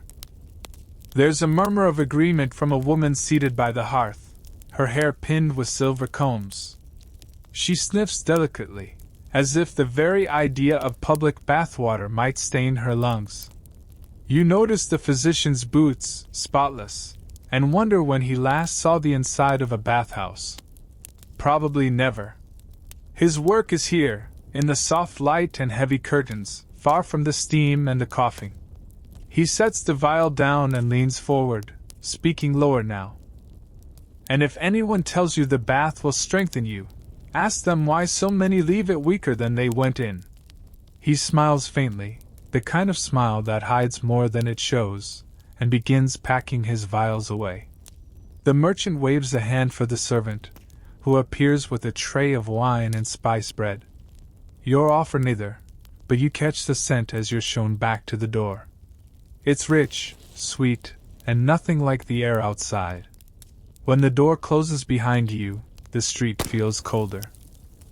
You pass a washerwoman carrying a bundle of damp cloth, and she glances at you with the weary amusement of someone who knows advice like that is meant for the rich.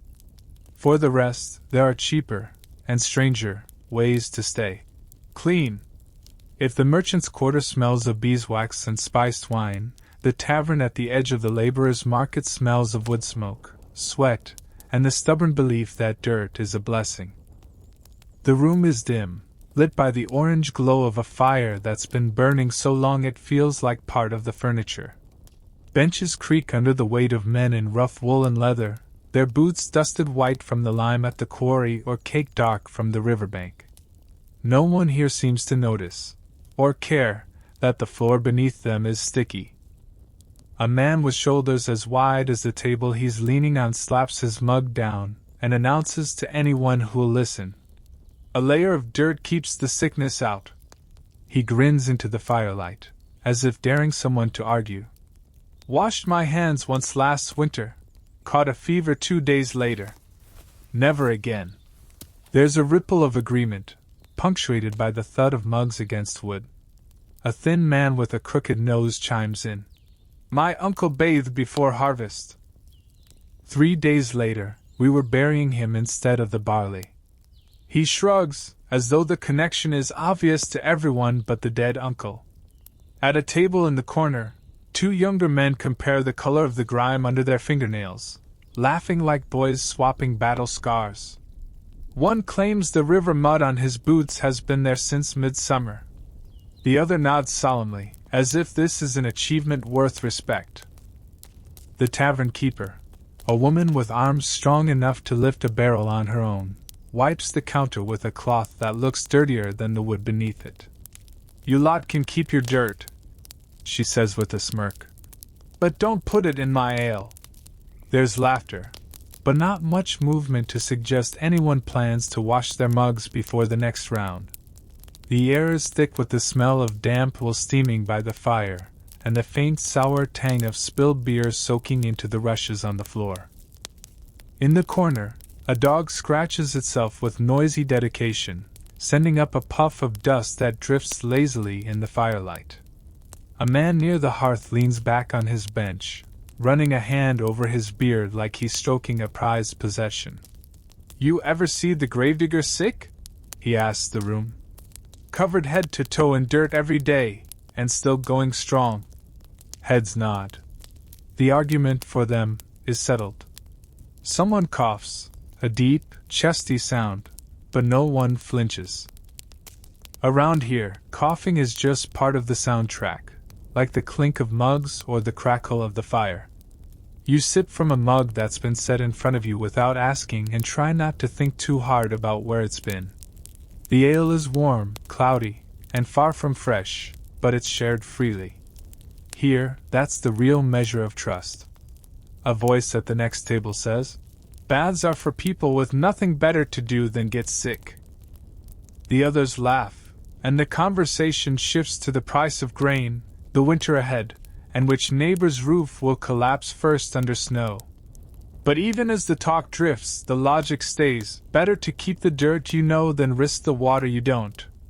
Through the small, greasy window, you catch a sliver of street outside, a woman hunched over a small fire, heating water in a dented pot. The sight is quick, but it sticks. Not everyone here can afford to ignore the idea of washing entirely. And some will risk more than gossip to do it. The woman over the fire isn't just boiling water, she's watching the street. Every few seconds her head turns, eyes sweeping left and right, as if she expects someone to be watching her back. You step closer and catch the scent before you see what's in the pot. It's not just water. Steam curls upward carrying the sharpness of rosemary, the green bite of mint, and something heavier, maybe valerian root. The smell is almost too clean for this street, and that in itself is dangerous. Her yard is no bigger than a wagon bed, walled in with leaning boards patched with bits of cloth. A laundry line runs across it, sagging under the weight of rags that have been washed so many times they've become almost translucent. She doesn't greet you. She dips a cracked ladle into the pot, pouring the water into a low wooden tub just behind her. The tub is old, patched at the seams with strips of leather, the wood blackened from years of holding water. Steam slips over its rim, disappearing into the cold air. "I'm no fool," she mutters without looking up, though you're not sure if she's talking to you or herself. "The bathhouse is a grave with walls. But heat the water yourself, add the right things, you can wash the ache from your bones without letting the sickness in." Her hands move quickly, scattering more herbs into the pot from a small pouch tied at her waist. The pouch is worn smooth from years of use, the drawstring patched with knots of different color. From inside the house comes the sound of someone coughing, high-pitched, shallow, not the deep bark you heard in the tavern. She glances over her shoulder, her mouth tightening. "Leg pain," she says softly, almost as an excuse. "Needs warmth, not cold air. Can't carry him to the public baths, even if I wanted to." You watch her pour another ladle of water into the tub, then stir it with a stick until the herbs swirl in lazy circles. She tests the temperature with her wrist, nodding to herself. A cat leaps onto the wall, tail flicking as it eyes the pot. She shoos it away with a sharp cluck of her tongue. "Not for you. This is worth more than meat today." The steam thickens, wrapping around you both. For a moment, the yard feels separate from the street outside, a small, hidden world where warmth is allowed, but only if no one knows. She finally looks up at you, eyes narrowing. "Don't tell anyone you saw me doing this." It's not a threat, exactly. More like a reminder that secrets are currency here, and she's just let you see one of hers. From the street comes the creak of a cartwheel, the shuffle of boots. She freezes, listening. When the sound fades, she exhales slowly, then pours the last of the pot into the tub. "Better get on," she says, turning her back to you. "Water cools fast. And there are things that don't keep." As you step away, the scent of rosemary clings to your cloak, faint but noticeable, a trace of her hidden defiance. It lingers with you, even as you head toward the noise of the market again, where something unfamiliar has just arrived. The market's noise hits you before you even see it, a jumble of clinking metal, shouted offers, and the low rumble of voices bargaining in half a dozen accents. But today, there's a gap in the usual rhythm. People aren't just buying or selling, they're staring. At the center of their attention stands a man with skin browned by sun you don't get here, a trimmed beard glinting with tiny beads woven into it, and a coat so bright it seems almost out of place in the gray morning. At his feet is a crate lined with cloth, and on that cloth sits something you haven't seen before, blocks of soap.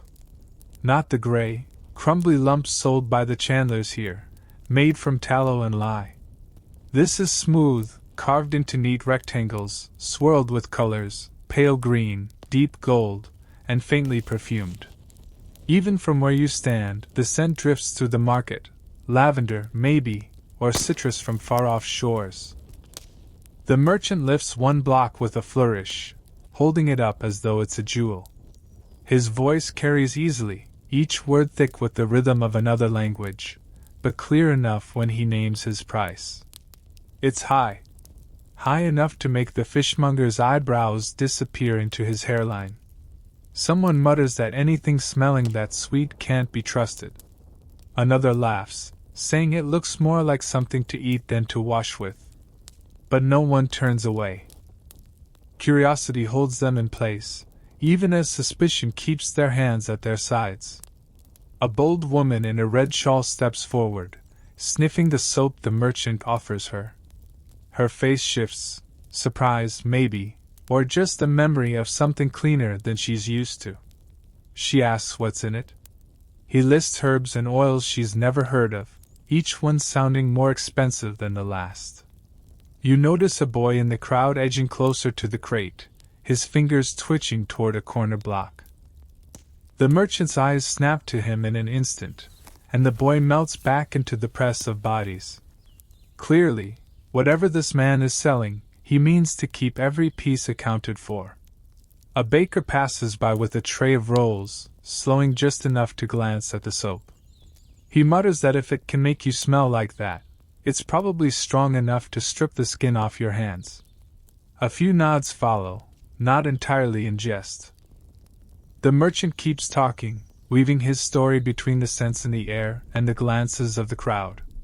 He speaks of hot springs in distant lands, of oils pressed from flowers that never grow here, of baths so pure the water shines like glass. Each word sounds tempting and dangerous at once. A man beside you leans in. "Only fools would wash with something from that far away," he says quietly. "Who knows what it'll do to you?" His tone suggests he might be the first to try it if no one was looking. The scent lingers as you step away, sweet and out of place in the damp air. You find yourself glancing back once, half expecting to see the merchant gone, his place empty, as though he'd only been a trick of the morning mist. But he's still there, smiling at someone new, lifting another block into the gray light. Up ahead, the street narrows again, leading toward a quieter courtyard where water waits in its most basic form, cold, untouched, and far less exotic than anything the merchant sells. The street peels away from the market noise, narrowing between stone walls streaked dark from years of rain. Here, there's no perfume in the air, no shimmer of foreign silk, only the smell of wet earth and the faint tang of iron. A woman in a faded brown dress is hauling a wooden bucket up from the well in the middle of a small courtyard. The rope creaks against the pulley, drops pattering from its frayed length. Her hands are red from the cold, knuckles raw, but she grips the handle like it's nothing new. The water sloshes as she sets the bucket down beside another already brimming. A man, maybe her husband, maybe just a neighbor, is kneeling beside a washtub, rolling his sleeves to the elbow. He dips a cloth into the icy water, wrings it out with a twist that makes his fingers whiten, then wipes it across his face in quick, efficient strokes. No lingering, no sigh of relief, just the motion of someone doing a thing because it needs doing. A boy sits on the low stone step nearby, waiting his turn, rubbing his hands together as if that might make the water warmer. When it's passed to him, he barely wets the cloth before scrubbing at his cheeks, wincing as the cold bites. His laughter afterward is quick and loud, more from shock than joy. The bucket's rim is already rimed with a thin crust of ice where the water has splashed. Each breath fogs in the air, hanging for a moment before drifting away. The courtyard is quiet except for the muted slap of cloth on skin and the occasional clink of the bucket's iron handle. Inside, you glimpse a small table with a loaf of bread on it, its crust pale and cracked. No fire burns in the hearth, just the memory of one, a faint scent of ash. Here, warmth isn't wasted on washing. An older woman emerges from the doorway carrying a basin no larger than a hat. She dips her hands in quickly, rubs her fingers over her face once, then dries them on the edge of her apron. There's no ceremony, no sense of indulgence. This isn't about feeling clean, it's about not being filthy. The water grows grayer with each use, the surface clouding. When it's too dirty to stand, the man tips it into the gutter, where it runs in thin, cold lines between the stones, carrying bits of lint and the smell of wet wool. From somewhere beyond the courtyard, a child coughs, high, sharp, and familiar. Heads turn briefly, but no one stops what they're doing. A cough is as common here as the frost. One of the women mutters something about the merchant in the square, about soap that smells like flowers. Another laughs, shaking her head. Not for us, she says, dipping the cloth back into the bucket. Ours comes cold, and it stays cold. The well-rope groans again as another bucket begins its climb, the wheel turning slow, steady. It's the same sound it's made every day for as long as anyone here remembers. Up the street, past the courtyard, you can see the shadow of the river through the fog, and a group of children playing too close to the edge. One of them is already stripped to his shirt, daring the others to follow him into the water. The boy is laughing when he comes out of the river, bright, sharp bursts of sound that make the others grin and jeer. His hair clings in wet ropes to his forehead, shirt plastered to his ribs, feet leaving dark prints on the stones. The water drips from him in quick silver lines, steaming faintly where it hits the cold ground.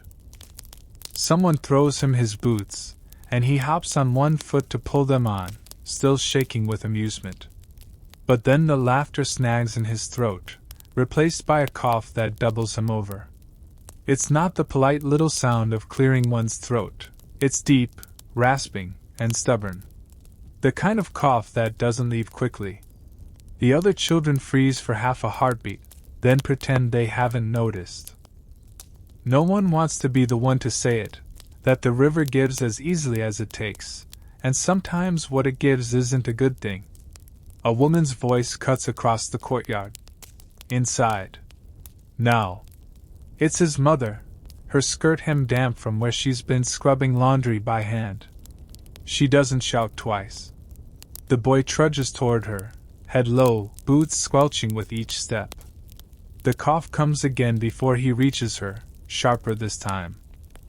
She grabs his arm, not unkindly, but with the grip of someone who knows time matters.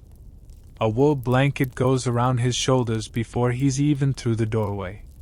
Her mouth moves in quick words, not scolding exactly, more the clipped tone of fear disguised as anger.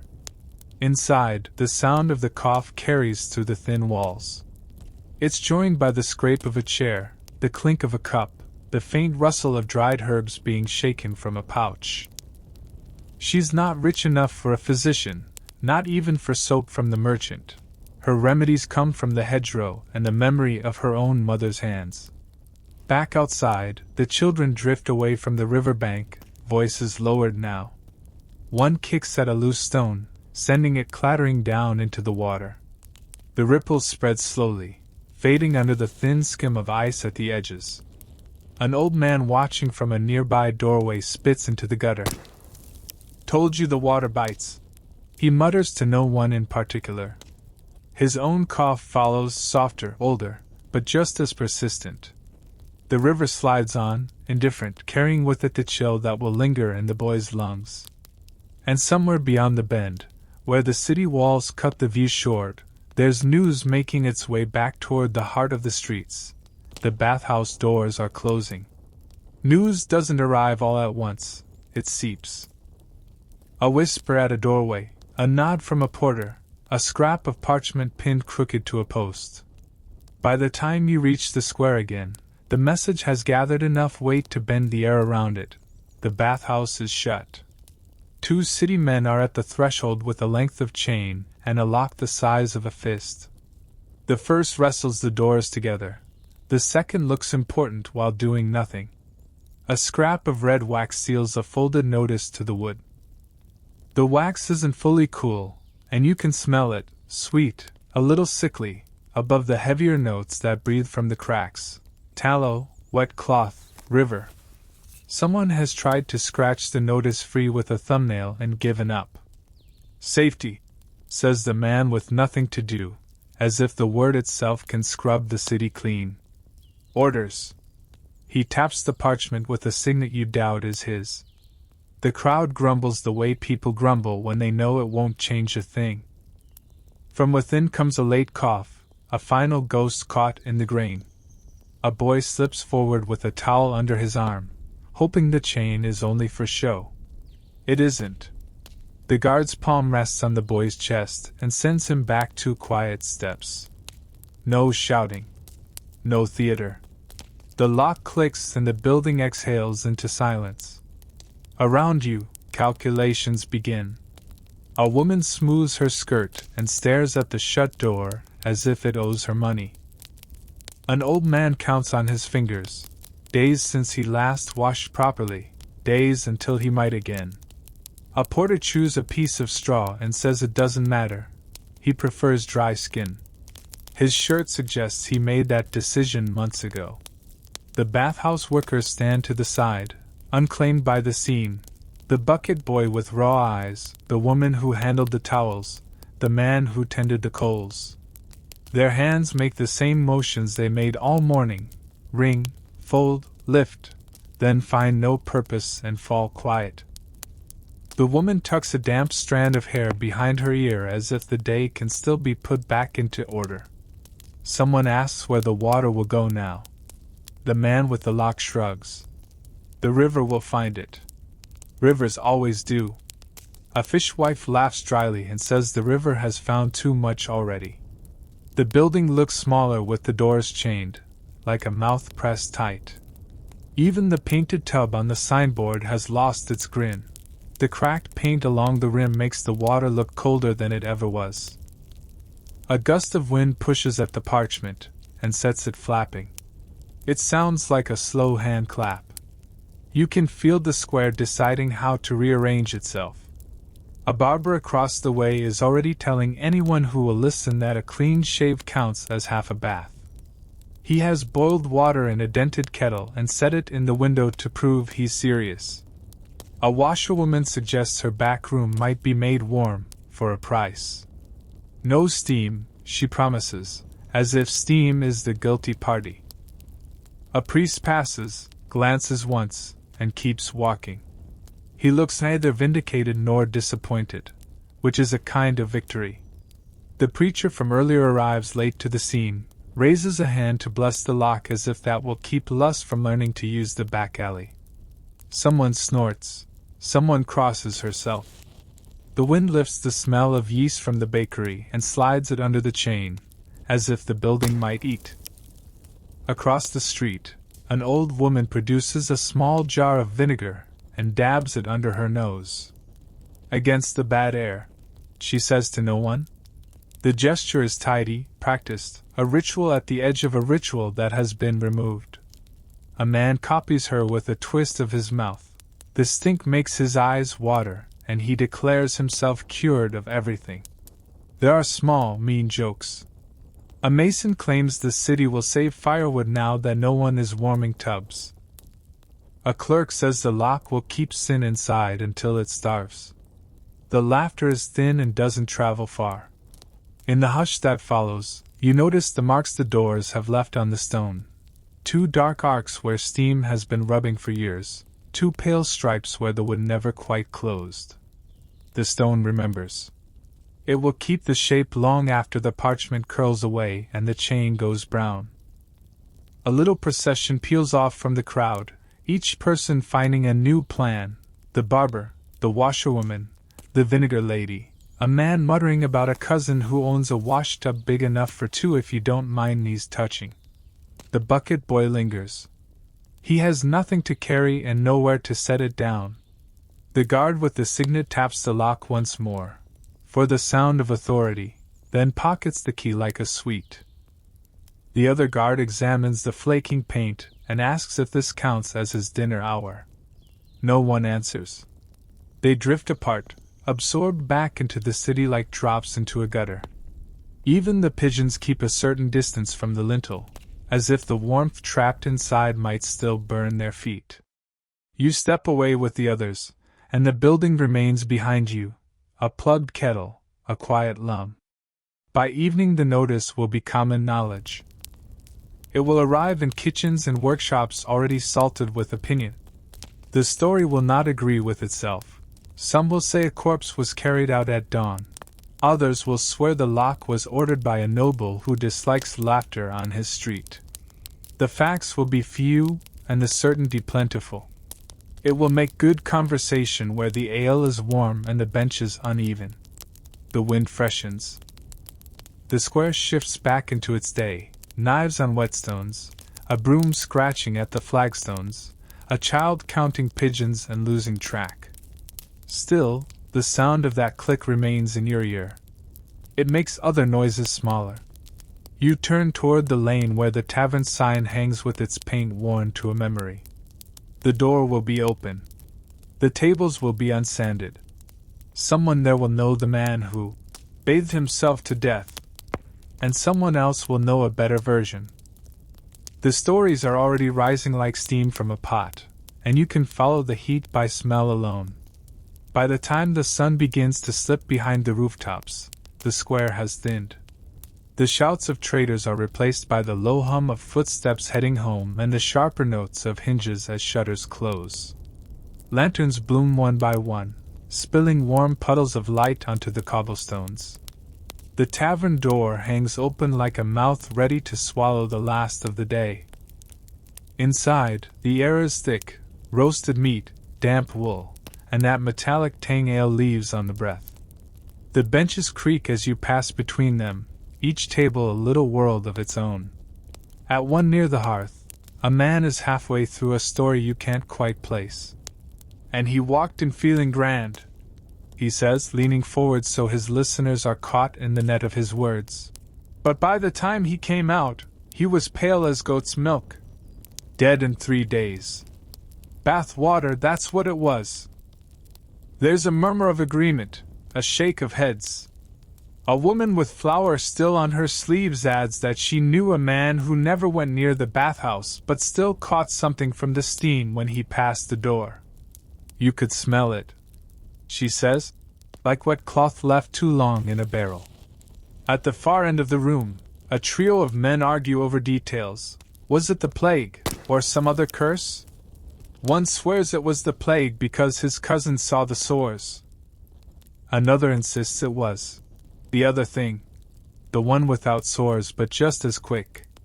The third just drinks, nodding when it suits him, because it keeps the ale coming. A boy no older than 12 drifts between tables with a tray of mugs.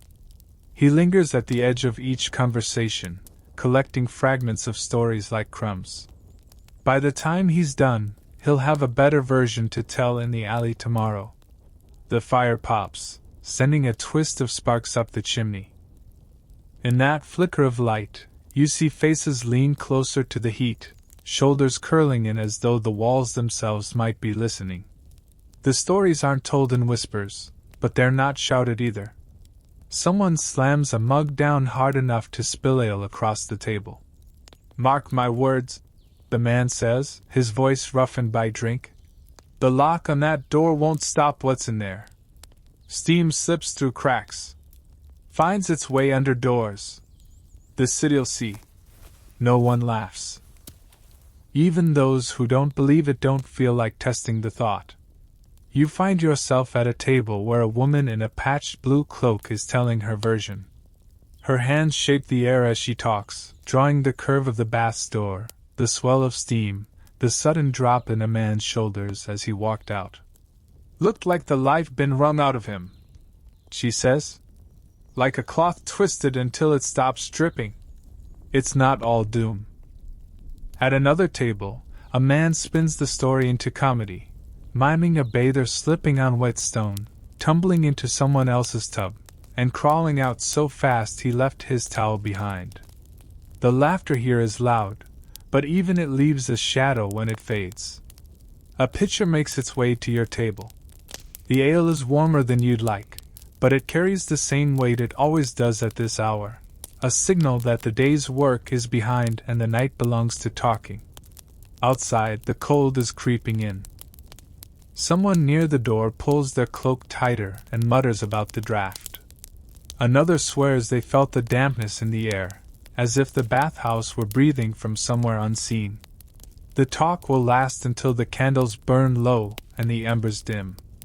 And when the last mug is emptied, each person will carry their story home, shaping it for whoever waits in the dark. Some will keep the fears sharp, others will dull it with jokes. But no one will leave it behind. Beyond the tavern, down the quieter streets, there are doors where no ale is poured, where the rituals are quieter and the water, if it's used at all, is guarded like treasure. The city's noise loosens at the edges as you climb the hill toward the houses with taller doors and quieter neighbors. Here, shutters close without squeaking and the street lamps burn a fraction brighter, as if someone pays them to. A servant waits in a doorway with a candle cupped in his hand, the flame steady in the small wind. He inclines his head just enough to count as welcome and leads you through a corridor that smells of beeswax, fennel, and old money. Inside, warmth is arranged the way furniture is arranged, deliberately. A brazier glows by a window that has been latched twice. Curtains are heavy, drooping with embroidery that catches the light like frost. In the center of the room sits a copper tub big enough to float a small boat, its rim folded like pastry. Steam gathers above it in a pale crown.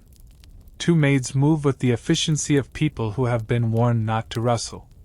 One pours water from a kettle, the other scatters dried petals from a wooden bowl.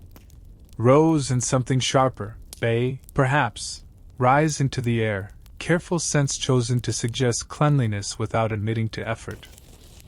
On a tray by the fire, warm towels, a silver cup of spiced wine, a slice of lemon like a small moon.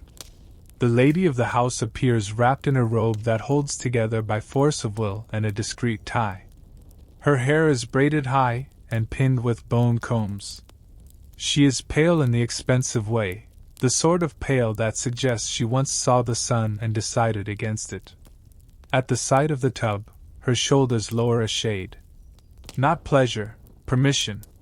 Windows first. A footman checks the casement again, then stuffs the crack with a twist of wool. Drafts are the enemy.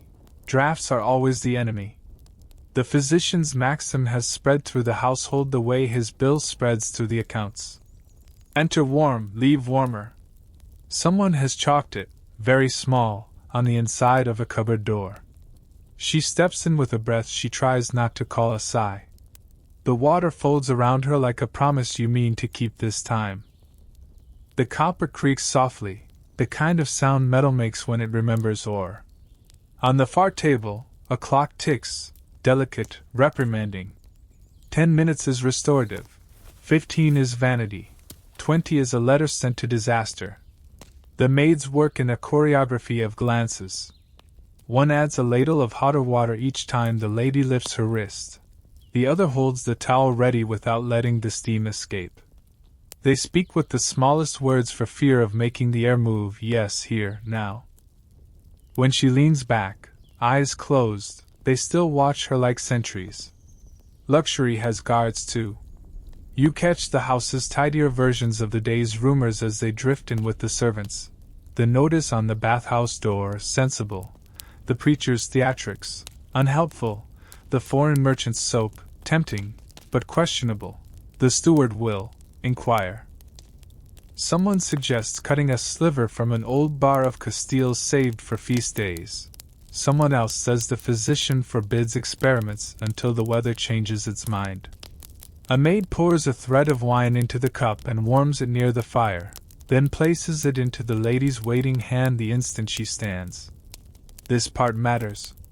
The heat must be chased inward, guided, anchored. A blanket lands on her shoulders before the air can reach the skin that has been confessed to water.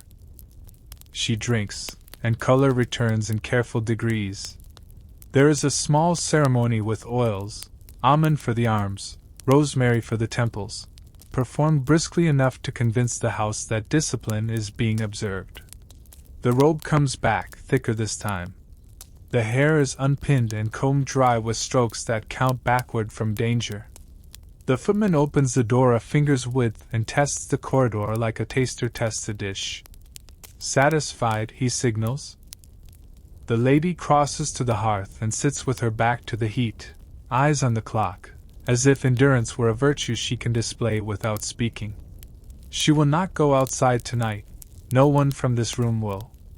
The city can keep its mist, its sermons, its chains. Here, the world ends at the latch. Yet it doesn't quite. Sound slips under even the best doors. Somewhere below, the butler instructs a page to spread news, quietly, that the household will require extra kindling for mornings until the bathhouse reopens, whenever that means. Somewhere beyond the gate, a cart rattles over a loose stone, the horse snorts, and the cold answers. The room hears it, and pretends not to. The lady glances toward the window she cannot see, as if checking the night for teeth. Her maid, noticing, adds another towel around her shoulders and tightens it with the competence of someone who has spent years fastening what might come undone. The clock ticks its small verdict, safe enough. When the cup is empty and the oils have argued their case against the air, the household moves subtly to the next shape it must take. The tub steam thins. The petals collapse against copper. A servant pads in with a canvas cover and ties it down so tomorrow will not smell like today. The brazier is fed a last coin of charcoal. You step back into the corridor, where the temperature drops to merely kind. Downstairs, a porter lifts the gate's bar and peers out into streets that have learned a new caution. The night is gathering in the alleys, and the shuttered bathhouse is a darker square in the dark, the chain a bright line when the lantern swings.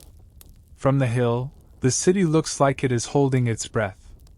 Lamps tremble. Footsteps choose the middle of the road. Those who pass the bathhouse cross themselves or cross the street, either counts. And somewhere in the cloistered quarter, a bell marks the hour with a sound so clean it could be water, if water were not what it is. The city at night is a different animal. It moves slower, but it listens harder. You can feel it in the way the stones hold the echo of your steps, and in the pauses between those steps when you expect to hear someone else. The mist has thickened since dusk, curling low and tasting faintly of soot. Lanterns sway in their iron hooks, painting the walls with lazy circles of gold. Between them stretch long corridors of shadow where nothing stirs, or nothing you can see. The bathhouse is still there, of course. You know where it sits even before you see it, because the air changes. The street is wider here, as though the buildings lean back from the place. The chain across its doors gleams dully in the lantern light, and the notice pinned there flaps once, twice, then settles like it has decided to outlast the night. Most people don't come this way now.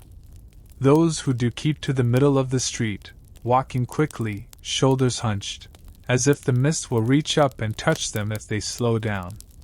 A man with a bundle of firewood crosses himself without looking up.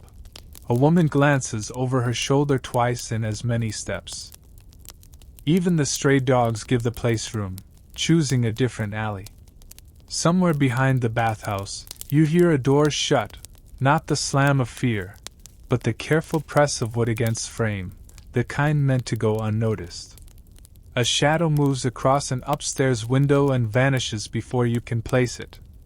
The wind carries other sounds, a cartwheel bumping over cobblestones, the faint jangle of a peddler's bell in the distance, a single burst of laughter that dies too quickly.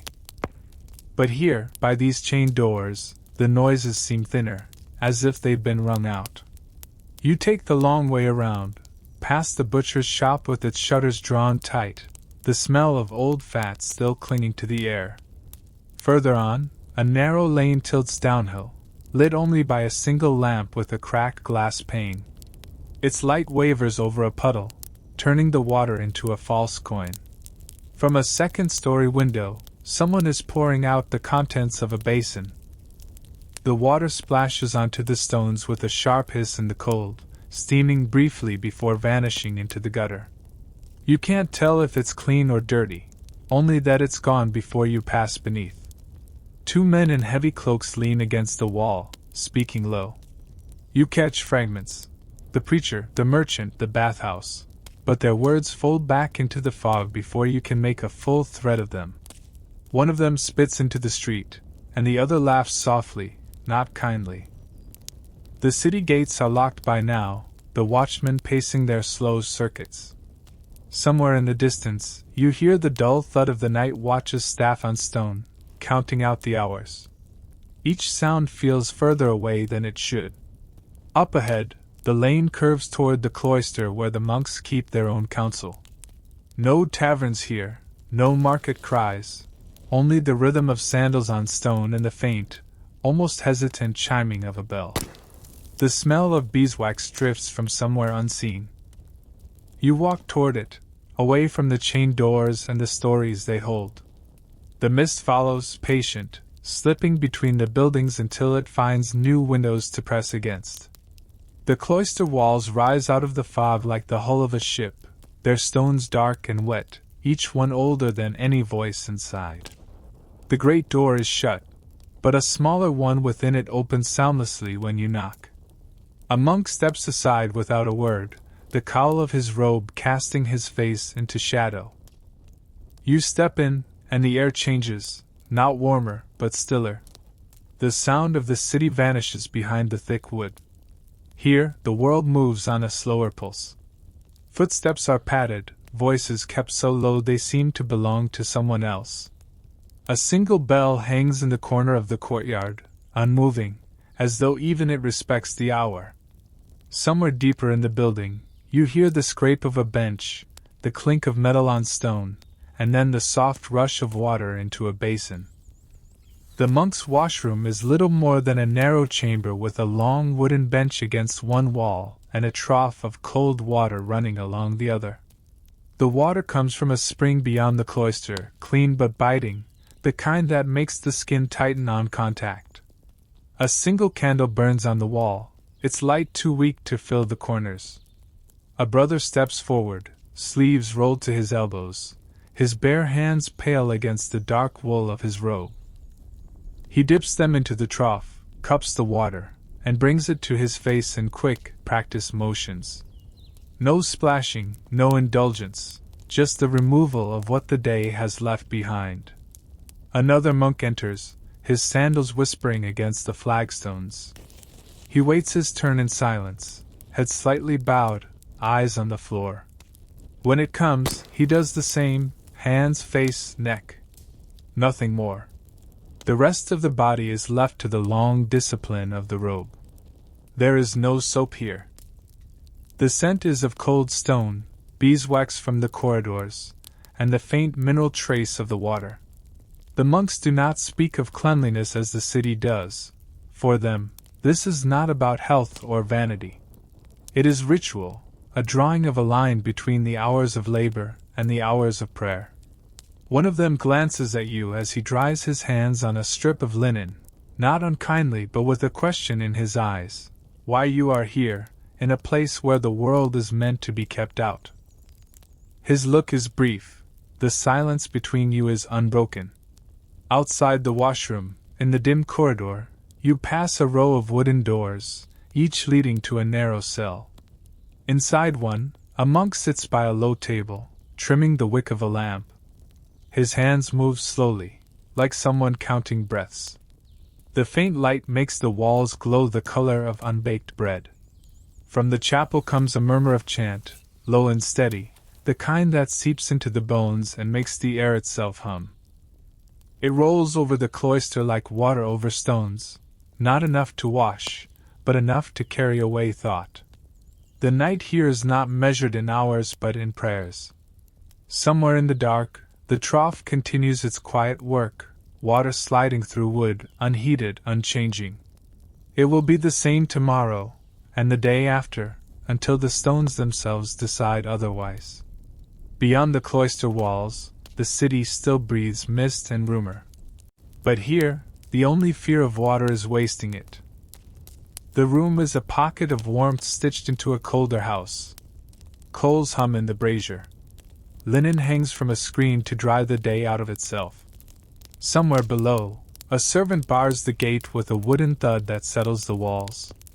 On the dressing table, a small glass vial the color of dusk. Rosewater. The cork has been turned so many nights it knows the shape of her fingers. When she lifts it, the room tilts toward the scent as if answering a bell. Not the ride of a garden, more the memory of one pressed between pages.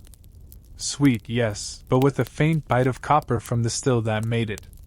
You stand by the window while she works. The casement is latched. A twist of wool sleeps in the seam where drafts like to test the house. The street breathes through the shutters in slow, damp sighs. You can hear the city sorting itself for sleep. A last bucket poured, a cart pulled home on one wheel that never learned silence, a laugh cut short as it remembers the chain on the bathhouse door.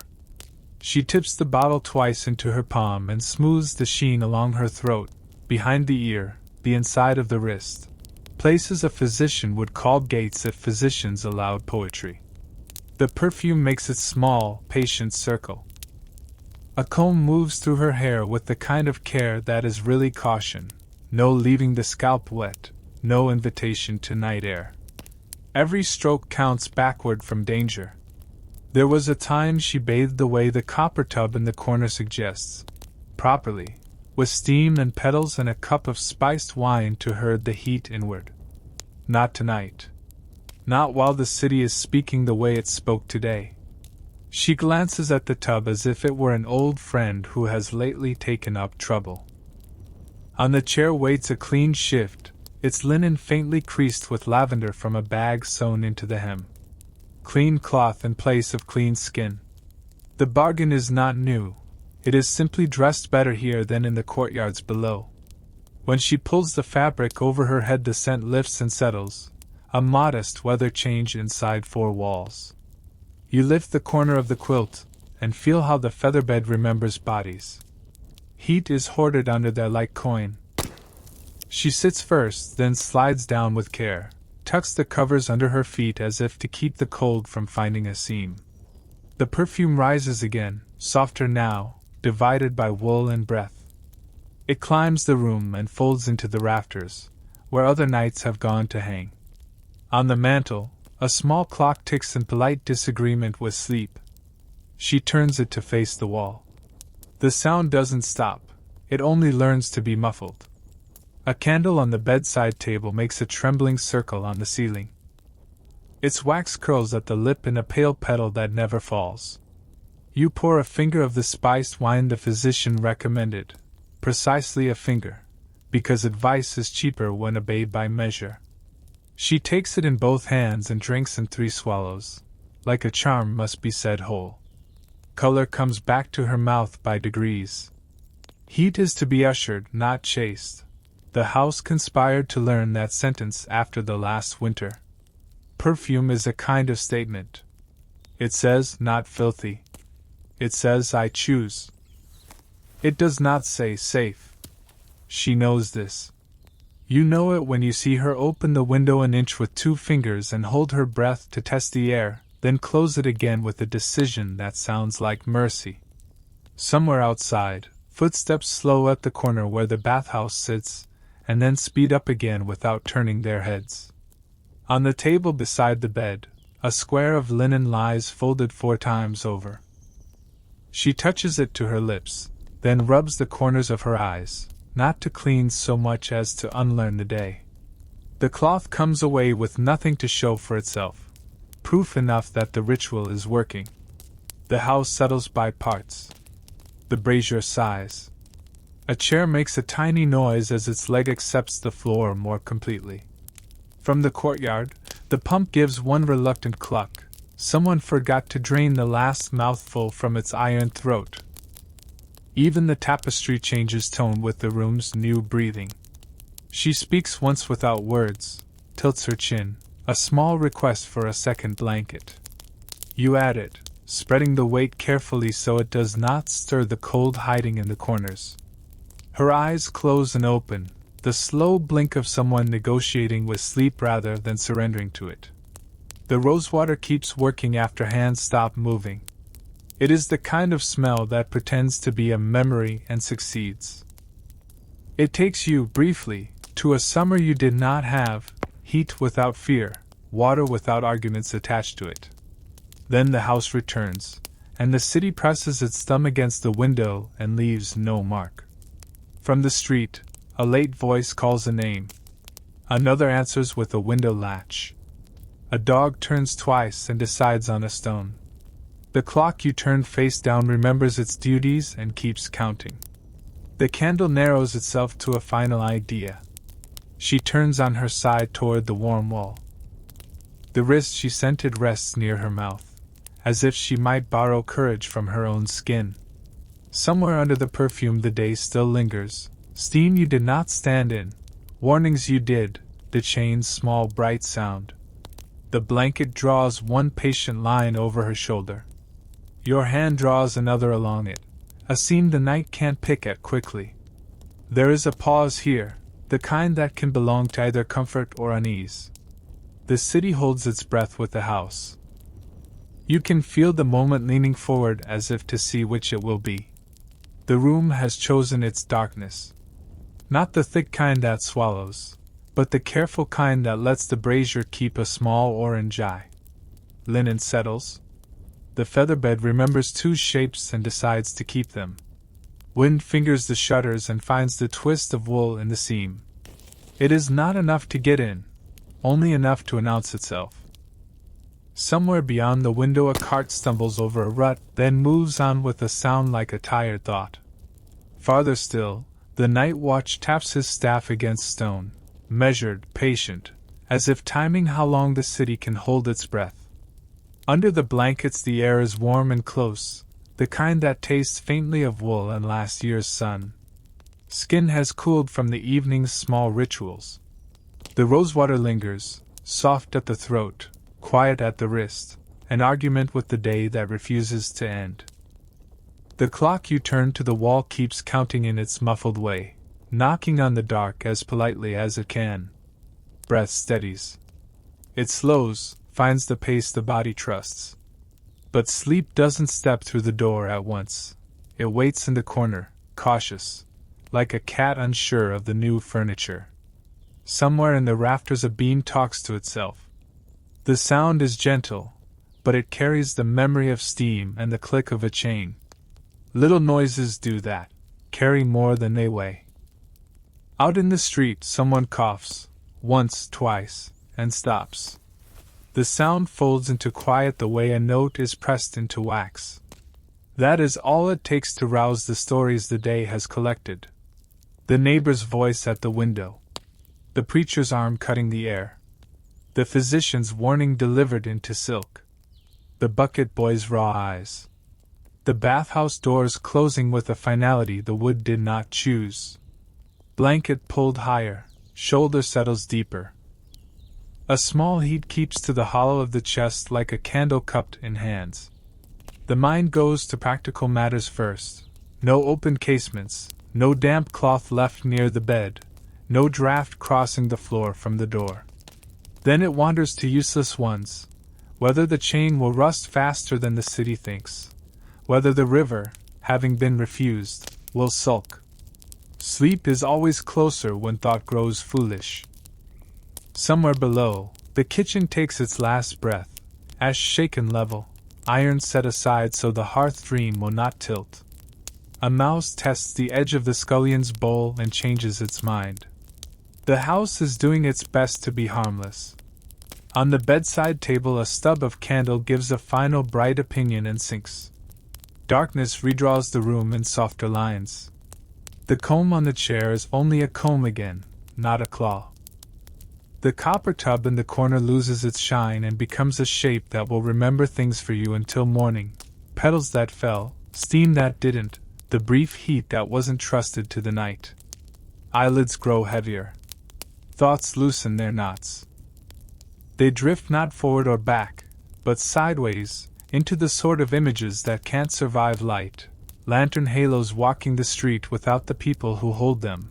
A chain on a door that hums like a plucked string. A basin that fills itself with mist and never spills. Sleep edges nearer, curious. A fingertip finds the inside of a scented wrist, rests there as if checking a gate that was latched carefully. Pulse answers steady. The body believes what the hands can feel. The room answers with its small chorus, a thread tick of hidden clockwork, the low purr of the brazier, the far bell that washes the hour, thin as water poured from too high. Outside, the bathhouse sits where it sat, a darker square in the dark, doing nothing at all and somehow doing too much. People pass it without facing it. One man touches the chain with 2 fingers and then his brow, as if the metal could absolve or accuse. The notice flutters once and goes still again. The night keeps it. Inside, warmth holds. Sleep comes in steps. First the hands let go, then the jaw forgets to hold itself tight, then the breath lengthens until it sounds like someone else's. The mind tries one last trick, lists the day in order, counts its small obediences, but the numbers tangle and are not missed. There is a dream waiting, though it is not dramatic. It is only the city scene from the height of the bell tower, the rooftops set like folded books, the alleys written in a language of damp.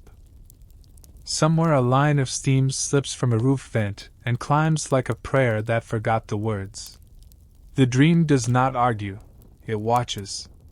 It lets the bathhouse be a blank space on the map, and the map still makes sense.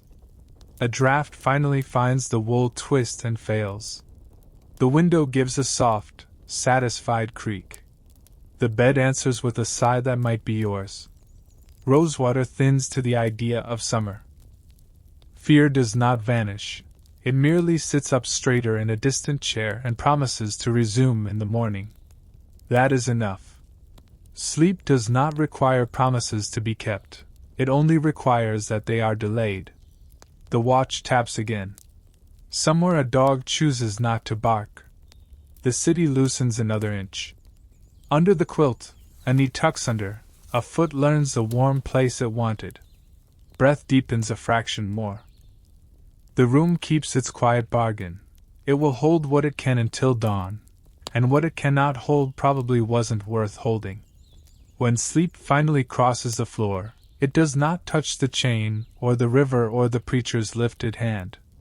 It touches the space just behind the ear where the last trace of rose still lives, and it is kind.